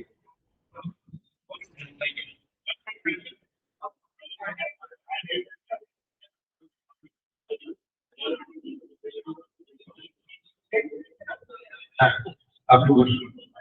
সবাইকে আমার তরফ থেকে আন্তরিক শুভেচ্ছা জানাই। এই কলেজে এখন একটা অনুষ্ঠানে আমি যোগ দিতে পেরেছি। কলেজ কর্তৃপক্ষ আমার সাথে যোগাযোগ করেছে। তো এই যে আমরা যে বিষয়ে যে আলোচনাটা করবো, সেই আলোচনাটা কিন্তু সম্পূর্ণভাবে প্র্যাকটিক্যাল। থিওরির জায়গা খুব কম। আমি এগ্রিকালচার ডিপার্টমেন্টে ছিলাম, লাস্ট আমি অ্যাডিশনাল ডিরেক্টর এগ্রিকালচার। এই পুরো এগ্রিকালচার ট্রেনিং সেন্টারে আমি 20 বছর দেশি ধান নিয়ে কাজ করি। একটানা কাজ আমার সুযোগ হয়েছিল এবং অর্গানিক ফার্মিং এবং দেশি ধান প্রায় 400 রকমের দেশি ধান আমি এখানে সংরক্ষণ করেছি এবং সেটা এখন চলছে। এখানে বিভিন্ন ছবি দেওয়া আছে। আমি বলতে চাই দেশীয় ফসলের আমাদের পাতে খাবারটা কি আসছে। আমাদের ধান তো প্রধান খাবার, কিন্তু ধান সম্বন্ধে আমরা খোঁজ খবর একদমই রাখি না। আমরা খোঁজ খবর রাখি যে ধরুন এই এখনকার সিনেমার বা ফিল্ম স্টারের নাম যাদের আছে, দুই জয়গার কানের কুর্তা ছোট না বড়, কোন হাতে কোন আঙুলের কোন আংটি পরে, কোন কোম্পানির পোশাক আশাক পরে, এগুলো আমরা জানি। কিন্তু আমরা যেটা রোজ খাই আর তার খবরই জানি না। সেই ধান গাছটা কেমন দেখতে, ধানটা কোথায় হয়, মানে গাছের কোন জায়গায় হয়, সেটা আমরা খুব দেখতে। এখানে দুটো ছবি আছে দেখুন। একটা হচ্ছে এই ছবিটা ছোটবেলায় বইয়ের সময় পড়ছে, যে সুজাতা পায়েস দিচ্ছে বুদ্ধদেব। এই ছবিটা এখানে কেন দিয়েছি? এই ছবিটা দিয়েছি এই কারণে, এই ছবিটা আমরা দেখে সন্তুষ্ট যেমন হই, এটার সাথে আমি বাস্তবে আমি আপনাকে রিলেট করাবো। কোন চালের পায়েস দিয়েছিলেন? রবীন্দ্রনাথ নাকি? ইতিহাসবিদরা যে বলেছেন কালো নামক চালের পায়েস দিয়েছিলেন। আজও কারণ উত্তরপ্রদেশের চাষ হয়, আমাদের এগ্রিকালচার ট্রেনিং সেন্টারেও আছে কালো নামক চাল। কারণ 2000 আগের ধান এখনো চাষ হয়। কৃষকরা বীজ রাখতে জানে না, তাই প্রত্যেক বছর বীজ কিনতে হবে। আধুনিক কৃষি সভ্যতার নাম, সংস্কৃতির নাম, দ্বিতীয় আলোচনাটা চিনবে। তার সাথে কি সম্পর্ক? তার সাথে এটাই সম্পর্ক, ওনার যে জগৎবিখ্যাত মাস্টারমশাই ছিলেন অ্যারিস্টটল, তিনি বলেছিলেন তুই যেখানে যাবি ওখান থেকে যা যা পাখি আমার জন্য নিয়ে আসবে। উনি তখনকার দিনের, এখন তো ইরান নাম, তখনকার দিনের সেই জায়গা থেকে উনি অনেক পুঁজি লুট করেছিলেন। মানে পাতার উপরে লেখা, তখন তো বই ছিল না, পুঁজি লুট করেছিলেন প্রচুর নানা রকমের, মানে কি বলবো, যেটাকে বলি, সেগুলো কালেকশন করেছিলেন। আর ভারতের উত্তর পশ্চিম অঞ্চলে আফগানিস্তান পাকিস্তান সীমান্তে এসেছিলেন, তারপর তো জিততে পারেননি। উনি কি খাবার থেকে খাবার নিয়ে এসেছিলেন? এতদিন খাবার থাকে। উনি এখানে বাসমতি চালের ভাত খেয়েছিলেন, যে বাসমতি আলু চালু আছে। মাস্টারমশাই বলে দিয়েছেন তুই যা পারবি নিয়ে আসবি। আমার বাংলা মানে সবাই বুঝতে পারছেন। তো বাসমতি চালটা মাস্টারমশাইয়ের জন্য নিয়ে গেলেন, চালও নিয়ে গেলেন, ধানও নিয়ে গেলেন। রাস্তায় উনি ব্যাবিলনে মারা গেলেন, আলেকজান্ডার দি গ্রেট। এরপরে মাস্টারমশাইয়ের কাছে চাল পৌঁছল। মাস্টারমশাই চালের নাম দিয়েছিলেন যীশু খ্রিস্টের জন্মের 377 বছর আগে হলুদ চাল। আর এই 350 বছর আগে চালের নাম হলো কিন্তু ওনার মাস্টারমশাই, যদি কেউ ধান চাষ হতো না, উনি নাম দিয়েছেন, আমরা কিন্তু এই রিলেশনটা করি না। আমরা এমন আমাদের পড়াশোনার শিক্ষার পাঠ্যক্রম যার সাথে বাস্তবের কোনো মিলই নেই, কোনো সম্পর্ক আমরা করি না। মানে আমাকে একজন বলতেন যে তোমার ভোলাটাইল রিসার্চ কেমন ছিল, যে রিসার্চ ভোলাটাইল বাস্তবে পাওয়া যায় না। আমি চেষ্টা করেছি আমার রিসার্চ ভোলাটাইল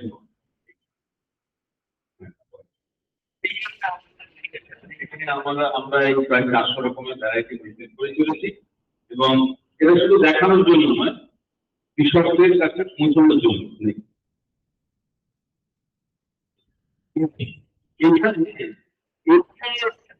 এখানে একটু পরিচিত কথা আছে, মানে কেমন কেমন কথাগুলো, সেটা হচ্ছে যে আমরা বলতে এসেছি খাবার নিয়ে কথা, স্বাস্থ্য নিয়ে কথা। সেখানে আমি সেখানে একটু আছে, সম্পর্ক আছে বলেই বলছি। সংখ্যাটা অসত্যের কথা বলা আছে 242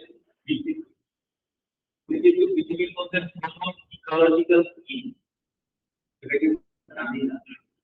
তিনি কিন্তু প্রথমে বলেছিলেন রাস্তার পাশে গাছ লাগাতে হবে, গাছ কাটা বন্ধ করেছিলেন, ময়ূর হত্যা বন্ধ করেছিলেন, অযথা প্রাণী হত্যা বন্ধ করেছিলেন। এই একমাত্র রাজা তিনি এখন তারপর বলি না, মানে এই জিনিসের কথা আমাদের কোনো বইয়ে তিনি এই কাজটা করেছেন। আপনাদের পরিষদ সেখানে কিন্তু আমাদের পরিবেশ সংরক্ষণের কথা বলা আছে। ধর্মীয় প্রতিষ্ঠানে আমার পরিচিত মানুষকে আমি সেই মিটিংয়ে ছিলাম, সেই ধর্মীয় প্রতিষ্ঠানে যারা কর্মকর্তা তাদেরকে বললেন যে আপনারা তো পরিষদ নিয়ে কাজ করেন, পরিষদের বলা আছে পরিবেশ সংরক্ষণের কথা, তা আপনারা আধুনিক বিজ্ঞানের নাম করে আপনারা জমিতে কেন রাসায়নিক সার কীটনাশক দিচ্ছেন? এটা বিজ্ঞানের করে বলুন, আপনি ধরে নিচ্ছেন রাসায়নিক সার কীটনাশক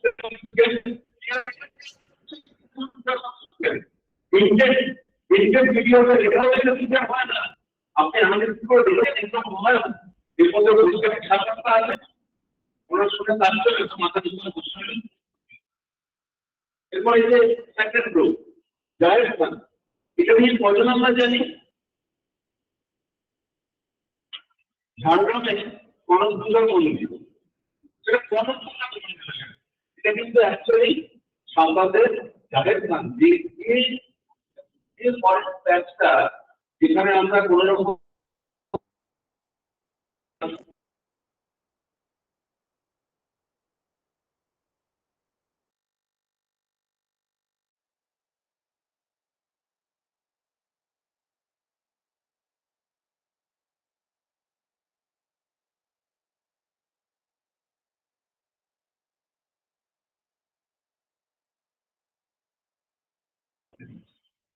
তাই না? এর কথাটা বলেনি। আজকে কত জাহের খান এখানেও ছিল, সেগুলো তো নিশ্চয়ই শেষ হয়ে গেছে, মানে এইভাবে জাহের খান গুলো ছিল। এবার আমাদের দেশে অনেকদিন পরে 2002 সালে এই যে জৈব বৈচিত্র্যকে রক্ষা করার জন্য বায়োডাইভার্সিটি অ্যাক্ট তৈরি করা হয়েছে। এখন সেটা খায় না মাথায় দেয় সেটা আমরা জানি না। যেমন এখানে কি গোটা নেই লোকজন আছে তো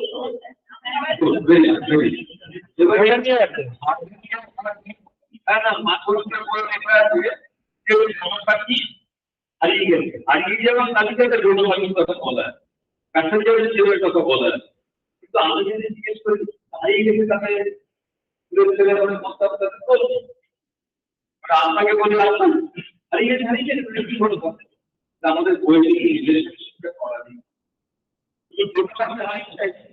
ভারতবর্ষের 82,726 রকমের ধানের ভ্যারাইটি, 82,000 ভ্যারাইটি, গমের ভ্যারাইটি ছিল 38,000, সোলার ভ্যারাইটি ছিল 16,000, অর্ডার ভ্যারাইটি ছিল 11,000, বেগুনের চাষ ছিল 3,668 রকম, গুড় ছিল 61 রকমের, আমাদের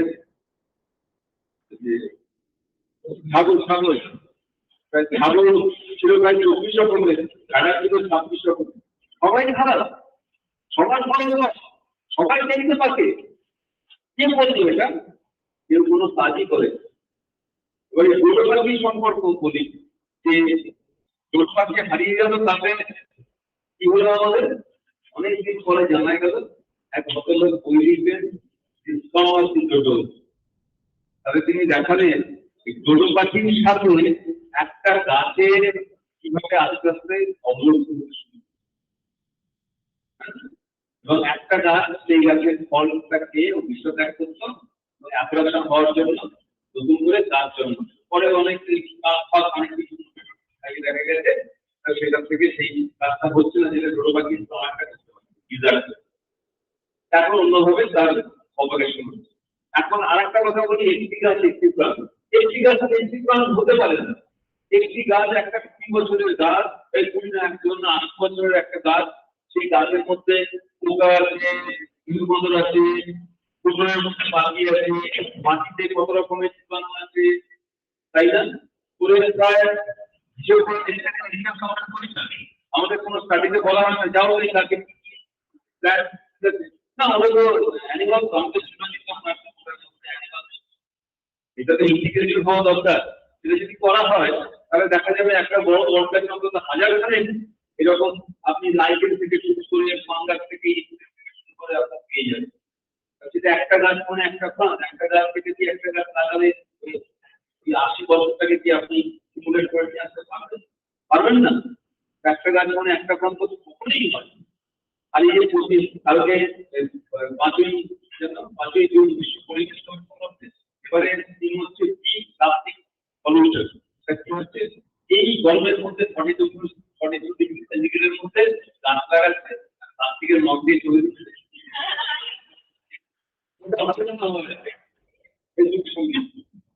গাছটা বাঁচবে, গাছ লাগানোর সময়টা ছোটবেলার জন্য এইটা ওইসব লোক দেখানো সব করে দিলা সয়েল ডে 5 ডিসেম্বর মাটিতে রাসায়নিক সার দিতে হচ্ছে, আবার সয়েল ডে মাটি রক্ষা করতে তামাক চাষতে চালু করেছে অ্যান্টি টোবাকো ডে 31 মে, হ্যাঁ জল প্রোডাকশন চালু আছে অ্যান্টি মদ ডে আবার, তাই না? তাহলে এইগুলো তো প্র্যাকটিক্যাল বিষয়। আর প্রত্যেক দিনে একটা মানে বিশ্ব ওয়েটল্যান্ড ডে একটা আছে ফেব্রুয়ারি কত তারিখ। তো ওয়েটল্যান্ডে ওয়েটল্যান্ড সেটাকে আপনার কি দেওয়া হলো, যেদিকে প্যারিস মানে হচ্ছে আনপ্রোডাক্টিভ জায়গা, সেখানে আমি বাইরে করতে হবে প্রোডাক্টিভ জায়গা, আর এদিকে সময় কাটাচ্ছে। কিন্তু দেখুন এই ব্যাঙের সাথে একটু অবান্তর কথা বলে ব্যাঙের সাথে কিন্তু লার্ভা খাওয়ার একটা সম্পর্ক আছে। তো আজকে দেখুন ব্যাঙের সাথে মশা লার্ভা খাওয়ার এই যে এটা তো আনপ্রোডাক্টিভ, এখানে ঢুকিয়ে পারে না, কারণ ঢুকি নেই, কারণ মনে আও মশা ঢুকিয়ে মশার সাথে নেই, এখন শুধু আমি তৈরি করে বেড়াচ্ছি। এই যে একজন অর্থনৈতিক ব্যাংক থেকে সুইস ব্যাংক থেকে টাকা পয়সা দিয়ে একটা বিকল্প নজর দেওয়া হয় না, অর্থনৈতিক ডাইরেক্ট নজর না, যেটা আমাদের অভিজিৎ বিনয় বন্দ্যোপাধ্যায় চলে যাচ্ছে। তার একটা বই আছে পরিকল্পনা, আমি রেসপেক্ট রেখেই বলছি, সেই পরিকল্পনা বইটা আমি আর্থিকটা পড়ে আলোচনা করতে পারবো। কেমন তিনি প্রত্যেকটা সরকার লিখছেন এই আফ্রিকায় যাওয়া গেলাম, আমি আফ্রিকার ওই জায়গাতে গেলাম, আফ্রিকাতে ইমপ্রেগনেটেড মশারি দেওয়া হয়েছিল, সেই মশারিতে কীটনাশক লাগানো আছে, যার জন্য মশা কামড়াতে পারছিল না, তাই অনেক লোকের ম্যালেরিয়া ছিঁড়ে গেল। তারপর মশারিগুলো ছিঁড়ে গেল, মশারিগুলো ছিঁড়ে যাওয়ার পরে সেখান থেকে মশা অনেকের ম্যালেরিয়া হচ্ছে, অনেকের মরে যাচ্ছে, যারা তারা কর্মক্ষম পাচ্ছে না, কর্মক্ষম থাকছে না বলে দেশে ইকোনমিতে বাড়তে পারছে না, সেই জন্য আমরা ওদের তাদের মশারি দেওয়া হচ্ছে। এইখানে গল্প একটি আমি এখানে ঘুরে ফিরে আসছি, এই গল্পের জাহাজ আছে, সমাজ থাকে সব কোথাও বলবে না যে মশার সাথে ইকোনমিক্যাল চিন্তা সেটা তারা তৈরি করে দিচ্ছে না। ইকোনমিক কথা বলবেন, মানে ইকোনমিক্যাল ইকোনমিক কোনো একটা ব্যাপার আছে, শুধুমাত্র তিনি ইকোনমিক কথা বলে যাচ্ছে, ইকোনমিক কোনো ব্যাপার নেই। এবার এই যে আমি কথাগুলো বেশি বলবো না, এখানে না একটা দেশ আছে প্রথম আর কি যে এমন একটা আইন করা হলো যে খাদ্য নিরাপত্তা, খাদ্য পাওয়া নিয়ে যে প্রত্যেক মানুষের সেই খাদ্য পাওয়ার অধিকারটা আছে। মানে এটা আসলে ভাববেন যে ওরা আইন করেছে বাকিরা আইন করে না, আইনটা আইনের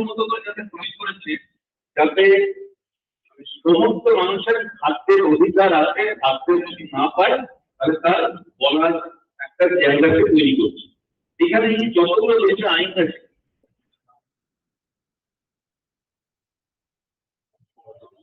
মালি আছে, সোমালি আছে,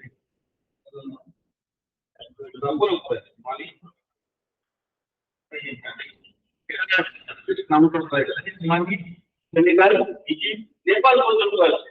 প্রত্যেকটা দেশে যদি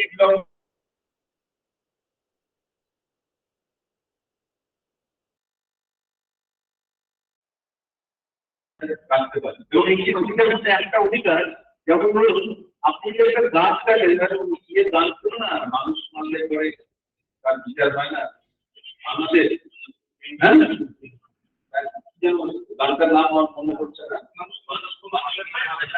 হ্যাঁ। তাহলে এবার শুনতে যদি বলুন, আপনি যদি গাছ কাটেন তাহলে আপনার কোনো অপরাধ নেই। কেন অপরাধ নেই? আজকে এই আইনগুলো এমন একটা হচ্ছে আইন, যে আইনের বলে আপনি গাছের হয়ে মামলা করেন। আমার পক্ষের ওই বিপুল গাছ তাকে খুন করা হয়েছে, এরা খুন করেছে, তাদের ব্যবস্থা করুন। এটা কি হওয়া উচিত নয়? আজকে দেখুন কি হারে গাছ কাটছে, আমার প্রতি পরিবেশ দিবস, পরিবেশ আজকে যদি এই হারে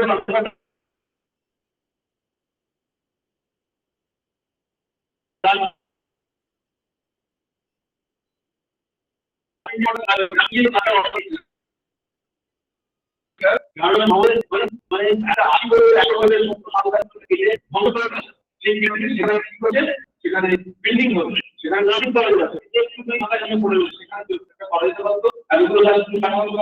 তার কোন অধিকারে বক্তব্য দিতে হবে?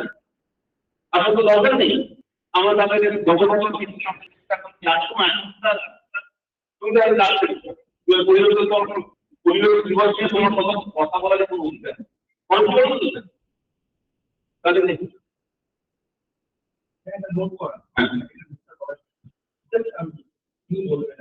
আমি তো আমার যে কাজের সাইট সেটা হচ্ছে সিকিমিয়া পাহাড়ের কাছে, ওখানে একটা পলাশ বন ছিল, শান্তিয়ালে বিশাল শান্তিয়ালে বন, তার সঙ্গে পলাশ রিসেন্টলি ওটা জেসিপি পুরো বীজ আছে।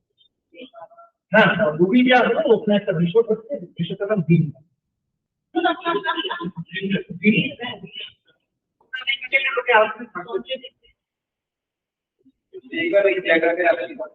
এই ছবিটা আমাদের সামনে আগে দেখানো হয়, দেখো বাবু এরকম একটা দুর্ভিক্ষ হয়েছিল, তাহলে খাবারের অভাব পড়েছিল, খাবারের অভাব আবার যাতে না পড়ে সেই জন্য আধুনিক প্রযুক্তিতে চাষ করবে। আধুনিক প্রযুক্তিটা কি? আধুনিক প্রযুক্তিটা কি?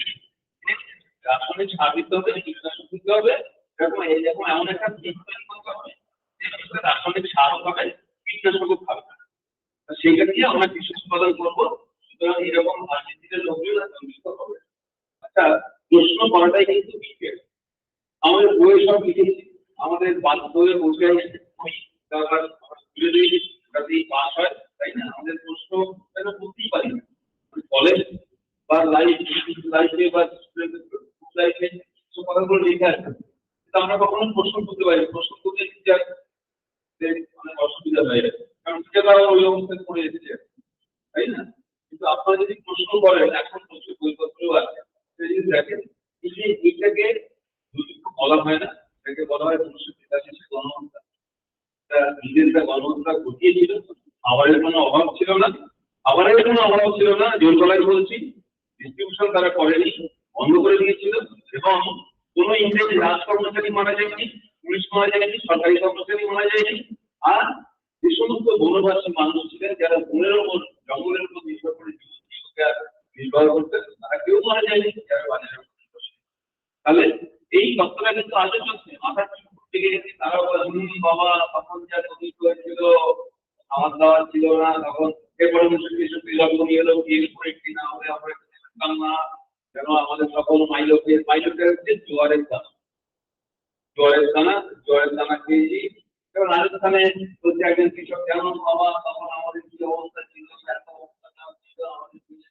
ভাত খেয়ে কাটাতে।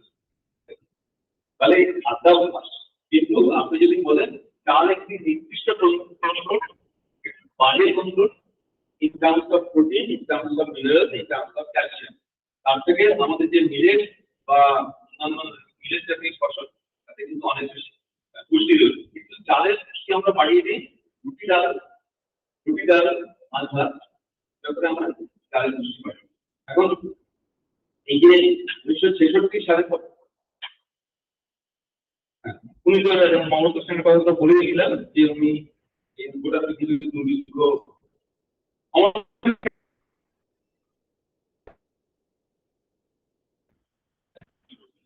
তারপরে হ্যাঁ আমরা মা খুব ভালো লাগতো। এখন ওই জমি নিয়ে বন্ধ হয়ে যাচ্ছে অবশেষে যে কাজটা করে এটা কি আমরা যেটা তিনি দেখালেন পৃথিবী 25টা মিলিয়ন বৃক্ষ দিয়ে যে পৃথিবীতে কোনো দুর্ভিক্ষ কিন্তু খাদ্যের অভাবের জন্য হয়নি, মানুষ তো মানুষের দলটা মনের মধ্যে এখনো আছে যে বোধহয় মানুষ ওই ওরকম খাবার উৎপাদন না করলে বোধহয় মানুষ খেতে পারবে। আর এত উৎপাদন হওয়া সত্ত্বে মানে 200টা দেশের মধ্যে ভারতের 100 মিটার এটার মধ্যে সামিল দেওয়া ছিল, তার মধ্যে 103 নম্বর স্থান মানে খাবার দেওয়ার ক্ষেত্রে। আমার মনে করছি আমরা খেতে পারছি, কিন্তু ভারতবর্ষের এমন এমন প্রান্ত আছে যেখানে মানুষের কাছে খাবার